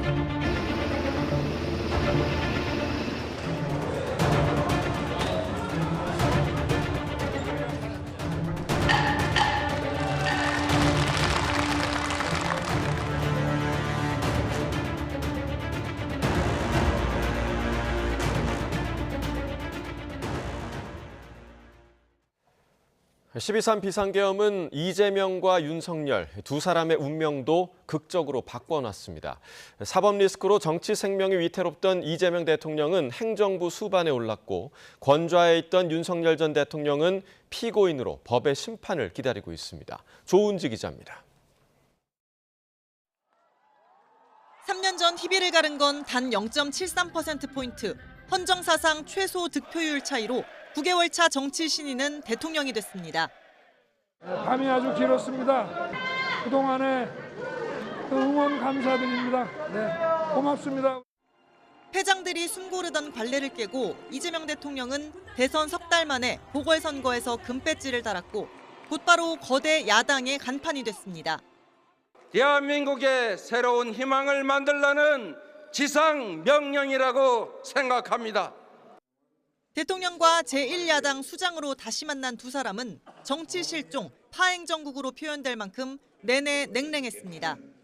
의석수를 앞세운 민주당은 합의 없는 법안들을 단독 표결 처리했고 그때마다 대통령은 이를 돌려보냈습니다. 이 대통령의 1호 공약 양곡관리법을 윤 전 대통령이 1호 거부권으로 응답한 게 상징적인 장면입니다. 전형적인 포퓰리즘 법안입니다. 매우 유감스럽게 생각합니다. 지금 현재 정부 여당의 태도는 야당이 하는 국정을 발목을 잡고 있습니다. 윤석열 정부 출범 무려 720일 만에 겨우 영수회담이 성사됐지만 별소득 없이 어색한 분위기만 고스란히 노출됐습니다. 이 사이 대통령 시정연설을 헌정사상 처음으로 야당이 보이콧했고 이듬해엔 대통령이 시정연설을 거부하는 등 악순환이 이어졌습니다. 급기야 지난해 12월 3일 윤 전 대통령은 국회가 입법 독재로 체제 전복을 기도한다면서 충격의 비상계엄을 선포했습니다. 탄핵과 특검, 야당 대표의 방탄으로 국정이 마비 상태에 있습니다. 지금 우리 국회는 범죄자 집단의 소굴이 되었고 혼란한 밤, 이 대통령은 거대 야권을 이끌고 계엄과 탄핵 정국을 안정적으로 진두지휘했습니다. 국민 여러분, 지금 국회로 와주십시오. 지금 이 순간부터 윤석열 대통령은 대한민국 대통령이 아닙니다. 질서 있는 퇴진을 거부하고 이른바 한남산성에서 버티던 윤 전 대통령이 파면돼 구치소에 들어간 사이 이 대통령은 빛의 혁명, 내란 청산을 외치며 대한민국 21대 대통령에 등극했습니다. 국민이 맡긴 총칼로 국민 주권을 빼앗는 내란은 이제 다시는 재발해서는 안 됩니다. 각종 사법 리스크로 정치 생명이 위태로웠던 이재명 대통령은 행정부 수반에 올랐고 3년 전 짜릿한 어퍼컷의 승자는 내란 재판 피고인으로 법의 심판을 기다리고 있습니다. 1년 전 계엄은 이처럼 두 정치인의 운명도 대한민국 현대사도 극적으로 바꿨습니다. YTN 조은지입니다. 12.3 비상계엄 당시 국회에선 계엄군이 본청 진입을 시도하며 극한 대치가 벌어졌죠. 그 순간 이를 온몸으로 막아선 이들이 있었고 또 바로 옆에서 그 장면을 기록한 사람들도 있었습니다. 그 현장을 황보혜경 기자가 되짚어봤습니다. 비상계엄 선포 30여 분 만에 국회에 도착한 YTN 5년차 취재기자. 밀려드는 계엄군과 마주한 순간을 이렇게 회상합니다. 내가 거기서 계속 취재를 하고 있는 게 더 맞는 역할일까? 아니면 내가 가서 몸으로 뭐 막는 걸 도와주는 게 더 맞는 역할일까? 이제 군인들의 표정이 묘했어요. 이 사람들이 굉장히 고민하고 있다는 게.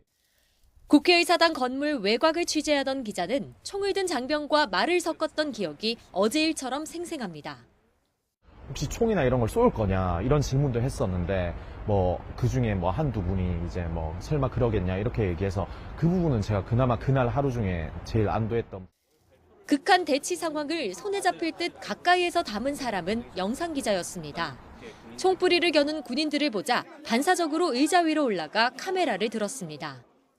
내가 무슨 일이 생기더라도 일단 기록을 해놔야 이거는 남는 것이다. 혹자가 그러더라고요. 이제 이런 비상계엄이 생중계된 것은 역사상 없었던 일이다. 계엄군을 향해 소리치는 국회 관계자 목소리도 취재진 카메라에 고스란히 담겼습니다. 이 목소리의 주인공은 김민기 국회 사무총장.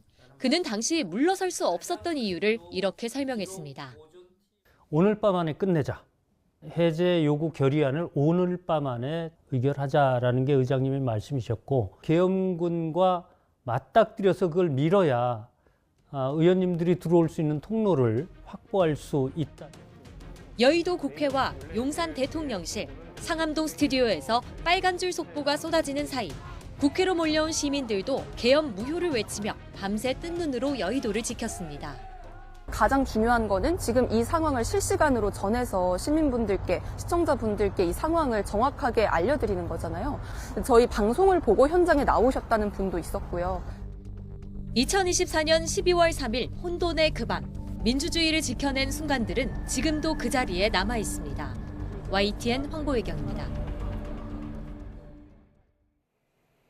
비상계엄 이후 내란 혐의 수사를 포함해 윤석열 전 대통령 부부에 대한 전방위 수사가 진행되는데요.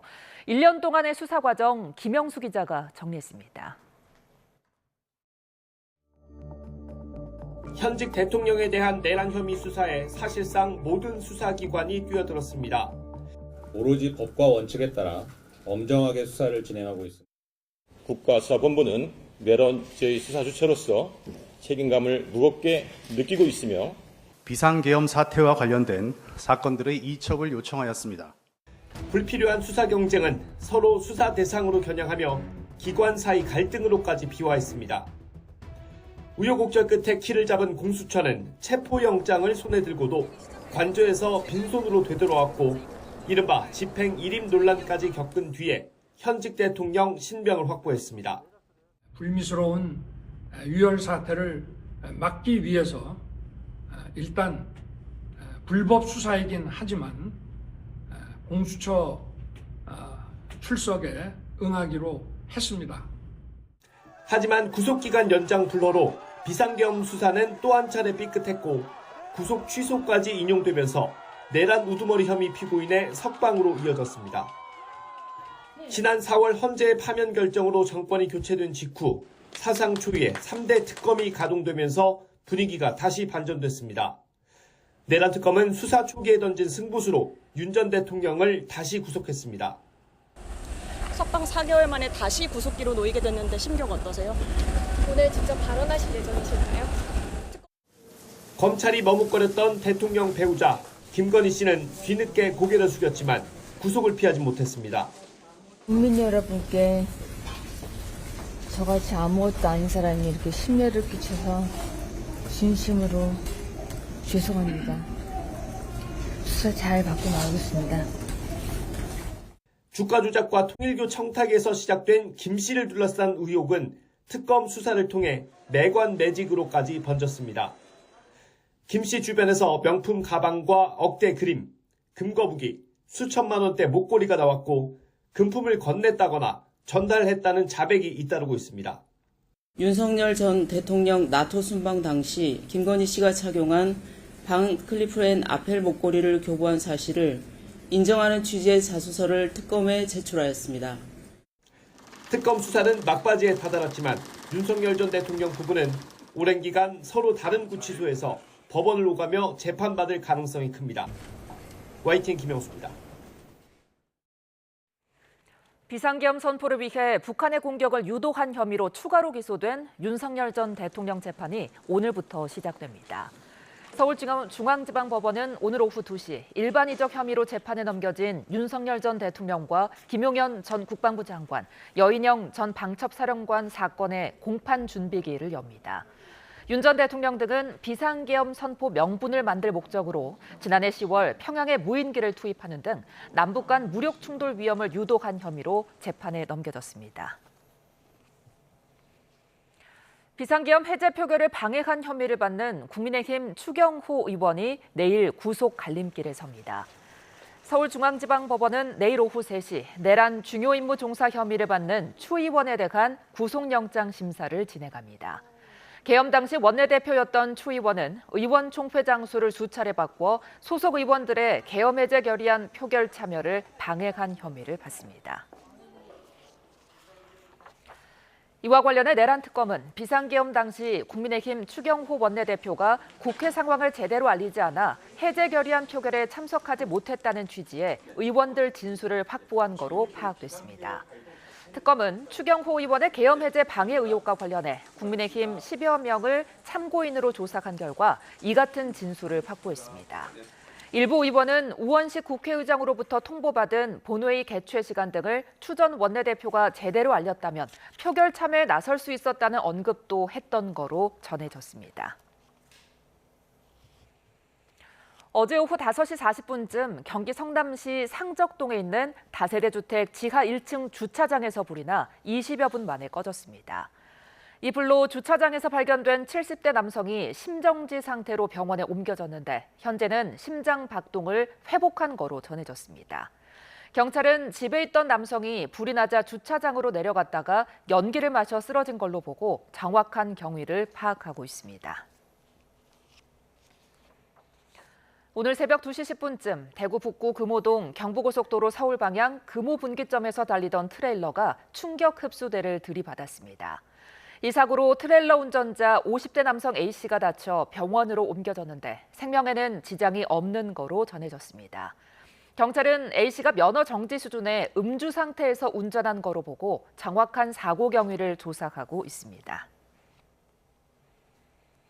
내일부터 서울 기온이 영하로 떨어지는 등 본격적인 겨울 추위가 시작됩니다. 보건당국은 저체온증이나 동상 등 한랭 질환에 걸리지 않게 주의하고 특히 추위에 약한 고령층의 경우 보온에 각별히 신경 써달라고 당부했습니다. 이문석 기자입니다. 12월에 들어서자마자 기온이 뚝 떨어졌습니다. 본격적인 겨울 추위가 시작되면서 추위로 발생하는 한랭 질환을 신경 쓸 때가 됐습니다.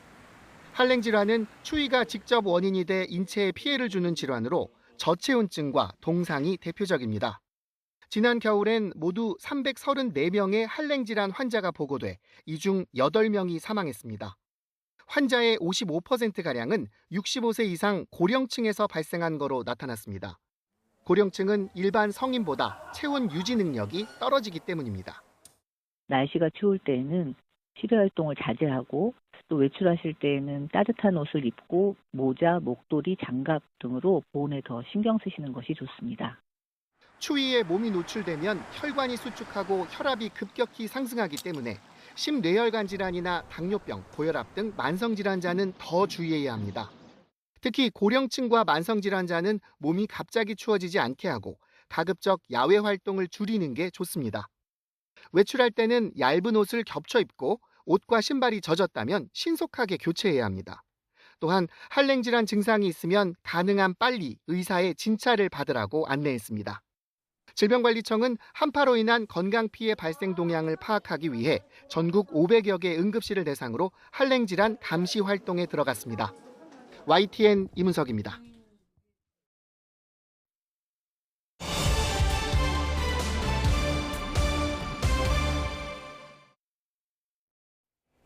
국내 이커머스 1위 기업인 쿠팡에서 전 국민 절반 이상의 개인정보가 유출되는 사고가 발생했습니다. 쿠팡은 5개월간 고객 정보 유출 사실을 알지 못하며 2차 피해 우려가 커지고 있는데요. 반복되는 개인정보 유출 사고의 원인과 대책, 김형중 국민대 차세대 통신사업단 특임 교수와 함께 이야기 나눠봅니다. 교수님 안녕하십니까? 예, 안녕하십니까? 자, 쿠팡에서 지금 굉장히 큰 개인정보 유출 사태가 발생했는데 한 5개월간 이 유출 사실을 쿠팡이 알지 못했다고 하더라고요. 이게 어떻게 가능한 겁니까? 예, 충분히 모니터링을 했어야 되는데 과도한 데이터 접근이라든지 비정상적인 접근이 있으면 그것을 사단에 탐지해가지고 차단했어야 되는데 그렇게 하지 못한 게 아쉬운 점입니다. 그 개인정보에 관한 어떤 모니터가 좀 미흡했던 거죠? 그렇습니다. 예. 자, 지금까지는 이번 유출 사태의 핵심 인물로 이제 퇴사한 중국인 직원이 좀 지목되고 있는 상황인데 이 범행이 이 직원의 퇴사 이후인 점도 좀 주목해야 되지 않을까 싶어요. 그렇습니다. 예. 그래서 저는 이 문제를 볼 때 기술적인 문제나 이런 것으로 볼 게 아니고 예. 만약에 그 중국인 직원의 범죄가 맞다면 예. 그것을 전제로 했을 때 우리가 중요하게 봐야 될 게 뭐냐면 예. 최소 권한의 원칙이 지켜졌느냐. 그게 뭐냐면 우리가 그 호텔에서 키를 받지 않습니까? 예. 키를 받으면 자기 방하고 자기가 이용할 수 있는 그런 시설에만 문이 열리거든요. 예. 그런 것처럼 이 직원에게 권한을 줄 때는 그 사람이 필요 이상의 그 데이터에 접근할 수 없어야 되고 예. 또 그 권한을 줬더라도 그 시간이 지나면 그것을 회수를 해야 되거든요. 근데 그 직원이 퇴사를 했음에도 접근을 할 수 있었다. 예. 또 그 사람이 그 네트워크를 통해서 접근을 할 수 있었다. 이런 것으로 보면 얘는 그 기술적인 문제가 아니고 그 관리상의 예. 그 최소 권한의 원칙을 지키지 못해서 이건 굉장히 심각한 문제가 될 수 있다.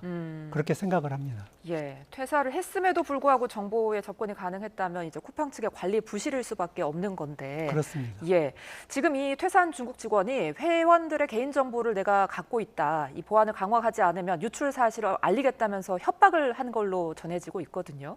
그렇다면은 이 직원이 이 개인 정보를 제3자에게 판매했을 가능성도 좀 있지 않을까요?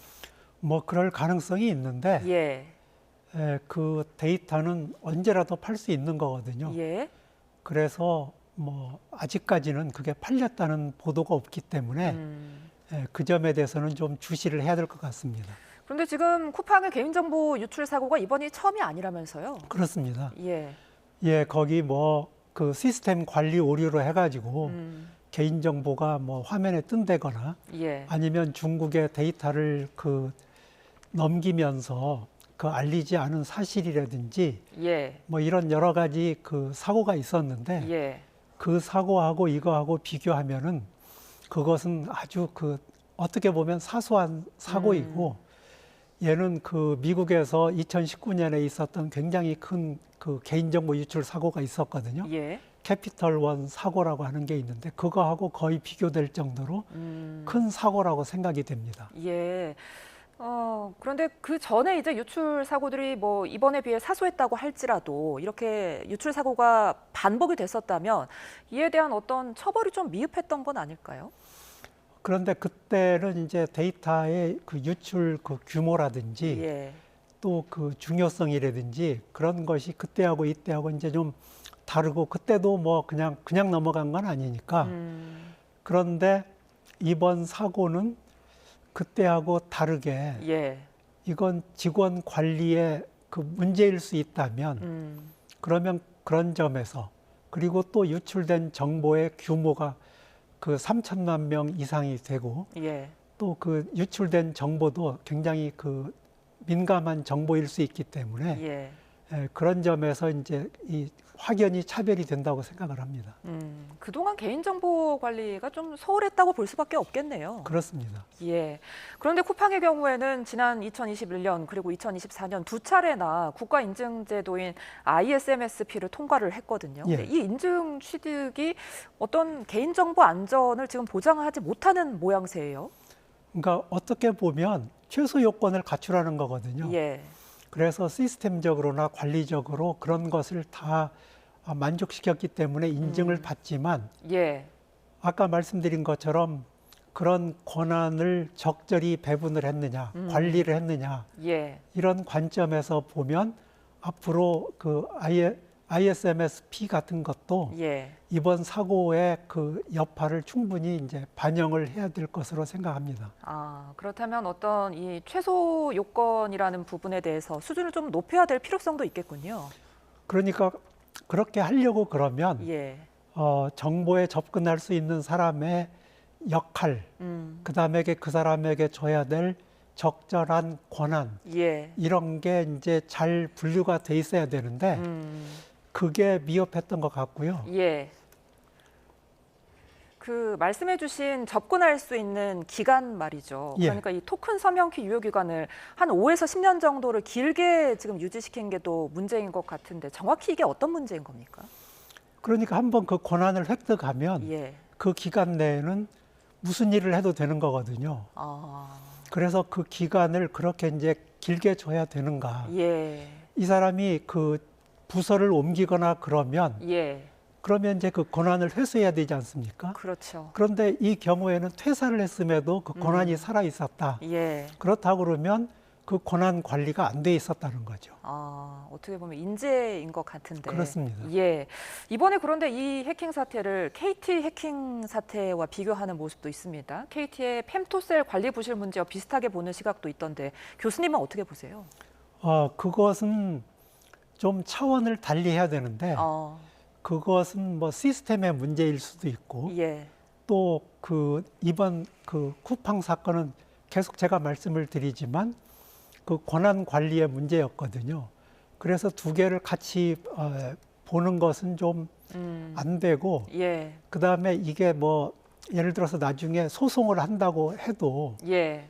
그 소송에서 무엇을 중점적으로 볼 거냐 예.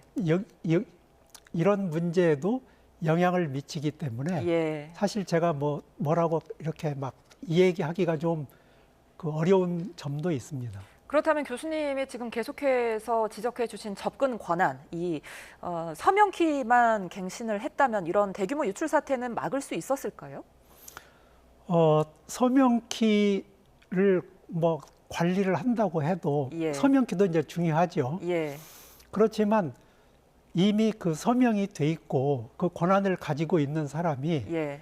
뭐 자기 권한을 뛰어넘는 여러 데이터에 접근을 할 수가 있었고 또 그 여러 그 시기에 또 데이터에 접근을 할 수가 있었잖아요. 예. 그래서 다른 문제들보다도 저는 그 접근 권한에 중점을 두고 살펴봐야 되는데 지금 나오는 얘기들을 보면 그 점에 대해서는 언급을 하지 않고 있는 것으로 보입니다. 이 접근 권한과 서명키는 좀 다른 건가 보죠? 그렇습니다. 서명을 하면 예. 그러면 이제 그 사람에게 권한을 주는 건데 뭐 그 사람이 지금 그 작업을 하고 있는 동안에도 매번 서명을 하도록 했는지 또 퇴사한 다음에도 서명을 하도록 했는지 지금 서명 안 하고 그 사람이 이제 그 서명 권한이 있어가지고 서명을 하고 들어가면 그 다음에 이제 그 다음에 생기는 문제가 접근 권한이거든요. 그래서 이렇게 보시면 됩니다. 자, 이 사이트를 당신이 이용하고 싶으면 당신의 아이디와 패스워드를 입력해라. 그게 지금 얘기하는 서명에 관한 거고요. 그래서 이제 서명하고 들어갔더니 그러면 그 사람이 볼 수 있는 페이지에 권한이 있는데 그게 지금 관리가 안 되고 있었다는 얘기입니다. 근데 지금 이제 쿠팡이 5개월간이나 유출 사실을 몰랐다고 하는데 초기에 좀 대응을 못한 거잖아요. 그렇습니다. 이렇게 초기 대응을 하지 못했을 때는 어떤 위험이 추가로 있는 걸까요? 그러면 처음에 여기서 발표할 때 뭐 4천 건 정도가 노출이 됐다고 얘기를 했지 않습니까? 그랬다가 갑자기 3천만 건이 노출이 됐다고 얘기를 했는데 자, 이것은 개인정보 지금 노출에 대한 것만 그렇고 그 사람이 어느 곳에 들어가서 무슨 데이터를 또 탈취했는지도 지금 모르는 겁니다. 그래서 이 사람이 무슨 일을 할 수 있었고 그 권한을 뛰어넘었는지에 관해서 지금 조사를 해야 되는 겁니다. 이제 쿠팡은 신용카드 같은 결제 정보는 노출되지 않았다 이렇게 해명을 내놓고 있는데 그래도 지금 뭐 이름이나 전화번호, 주소, 구매 기록 같은 거는 이미 털렸다는 거잖아요. 그렇습니다. 이 부분만으로도 많은 걸 할 수 있을 것 같은데 예상되는 2차 피해는 어떤 게 있을까요? 뭐 이제 제일 우리가 쉽게 생각할 수 있는 게 이제 그 보이스피싱이고요. 그거 이상으로 뭐 다른 것을 그 할지는 모르겠지만 그렇지만 그것은 이제 쿠팡과 관련된 거고요. 이 사람에 대한 개인 정보가 지금 많이 노출이 됐는데 또 다른 곳에서 노출된 정보와 결합을 하게 되면 그러면 뭐 은행에서 사고가 터진다든지 뭐 이럴 가능성이 있는 겁니다. 그렇다면 지금 이 시점에서 개인정보를 유출당한 고객들은 어떤 대처를 좀 해야 될까요? 지금 정부에서도 이제 여러 가지 뭐 이제 이제 정보를 알려주고 있지 않습니까? 예. 당신은 뭐 이런 일을 하십시오 하고 이제 권고하고 있는 거, 그것을 잘 따르는 거 외에는 뭐 따로 할 수 있는 일들이 없습니다. 이렇게 되면은 정부나 기관에서도 좀 대책을 내놔야 되지 않을까요? 이제 그 이번 사고를 이제 배경으로 삼아 가지고 예. 아까 얘기했던 뭐 ISMS 인증 절차라든지 뭐 이런 것을 개선하고 뭐 해야 되고 예. 개인정보가 이렇게 자주 유출이 되고 있는데 예. 이제 관리상에 지금까지 놓친 것들이 없었는지 예. 이런 것을 이제 점검을 해야 되겠습니다. 그러니까 말씀해 주신 것처럼 잊을만 하면 개인정보 유출 사태가 터지면서 이제 개인정보는 뭐 공공재가 돼버렸다 이런 말까지 나오는 상황이잖아요. 이 부분에 대해서는 어떻게 보세요? 우리가 이제 디지털 세상에 살다 보니까 예. 그것은 이제 피할 수 없는 일인데 피할 수 없더라도 예. 그 피해가 최소화되도록 정부에서는 이제 관리를 잘 해야 됩니다. 그러니까 유출 사고가 크게 증가한 이유는 뭐 이제 디지털 세상이 됐기 때문이다 이렇게 보시는 건가요? 그렇습니다. 자, 근데 이제 피해자들 중심으로 불매나 집단 소송 움직임도 나타나고 있는 상황이잖아요. 지금 여태까지 이런 소송 사례를 볼 때 승소할 가능성이 좀 높지 않을까요? 아까 말씀드린 것처럼 예. 어떻게 이제 접근을 하느냐의 문제인데 지금까지 소송에서 패했던 이유는 뭐냐면 예. 그 정보를 유출시킨 곳에서 우리는 최선을 다했다. 그러면 이제 소위 말하는 그 세이프 하버가 이제 적용이 돼가지고 그랬거든요. 예. 이번에 이제 이게 기술적인 문제인지 관리적인 문제인지 여기서 접근을 하면 좋은데 예. 한국에서는 집단 소송이 승소한 예가 거의 없습니다. 그게 좀 안타깝습니다. 예. 자, 그렇다면 끝으로 이 질문 드릴게요. 반복되는 이런 개인정보 유출 사고를 막기 위해서 어떤 대책을 세워야 될까요? 그것은 우리가 다 같이 함께 지혜를 모아야 될 수 있는 거지. 예. 제가 뭐 해결책을 여기서 제시할 수 있는 그런 간단한 문제는 아니라고 생각을 합니다. 알겠습니다. 이제 이 부분에 대해서 사회적인 논의가 좀 더 깊게 필요한 시점이지 않을까 싶네요. 지금까지 김형중 국민대 차세대 통신사업단 특임 교수와 함께했습니다. 오늘 말씀 고맙습니다. 네, 감사합니다.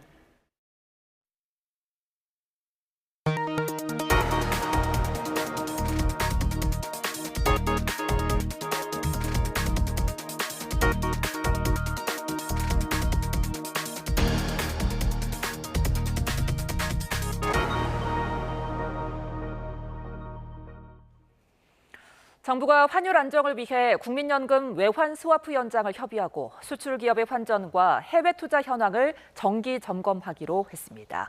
기획재정부와 보건복지부, 산업통상부, 금융위원회와 한국은행, 금융감독원은 어제 긴급 협의회를 열어 외환 시장의 구조적 여건을 점검하고 외환 수급의 안정화를 위한 정책 과제를 신속히 추진하기로 했습니다.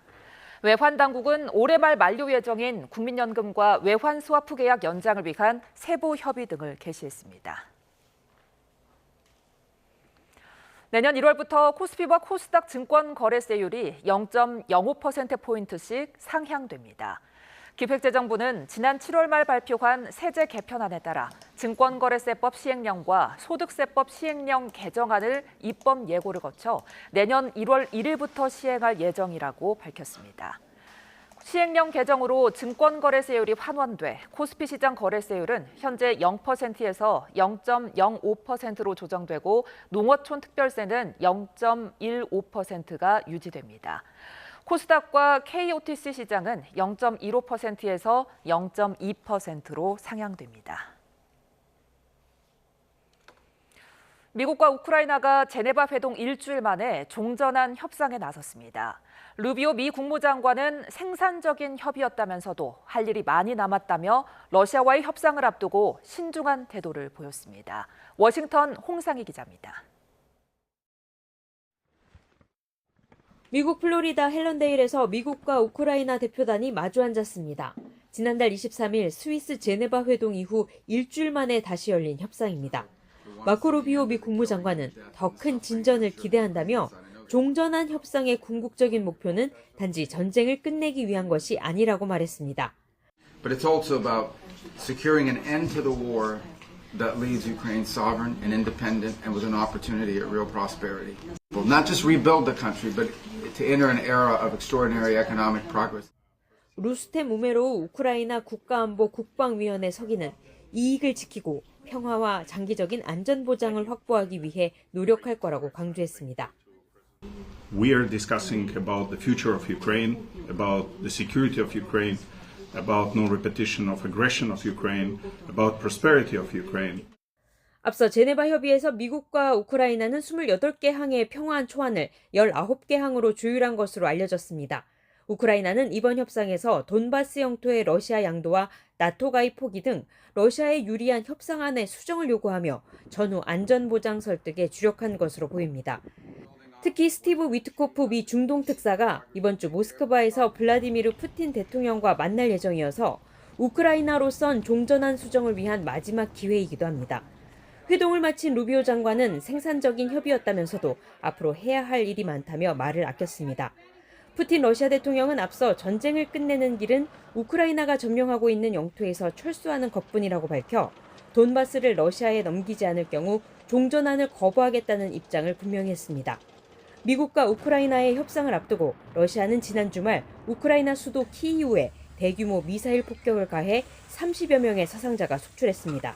워싱턴에서 YTN 흥상입니다.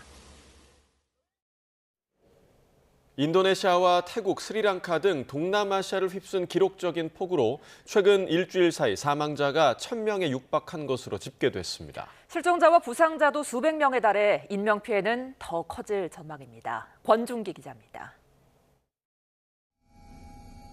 폭우로 인한 산사태로 초토화된 마을, 흙더미에 파묻힌 집터에서 끊임없이 시신이 수습되고 있습니다. 도로와 다리가 끊긴 지역에선 수색 작업을 시작도 하지 못해 발만 동동 구르고 있습니다. 인도네시아 수마트라섬 북부 3개 주를 휩쓴 폭우로 사상 최악의 사망자와 실종자 수를 기록하고 부상자도 수백 명에 달하고 있습니다. Ini ibu sakit ya? Kenapa nggak ke rumah sakit, Bu?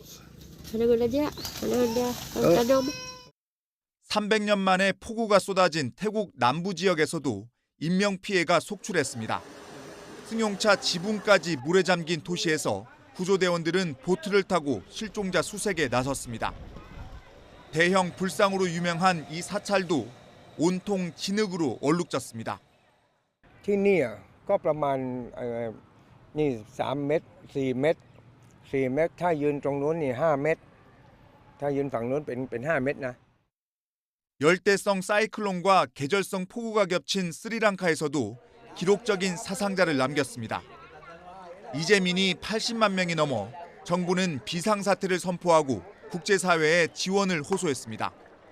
전문가들은 이번 폭우를 지구 온난화에 따른 라니냐가 일으킨 기상이변이라고 지적했습니다. 따뜻한 바닷물이 몰리면서 공기 중 수분이 많아진 데다 적도 인근에서 보기 드문 열대 폭풍까지 더해지면서 사상 최악의 피해를 입힌 것으로 분석했습니다.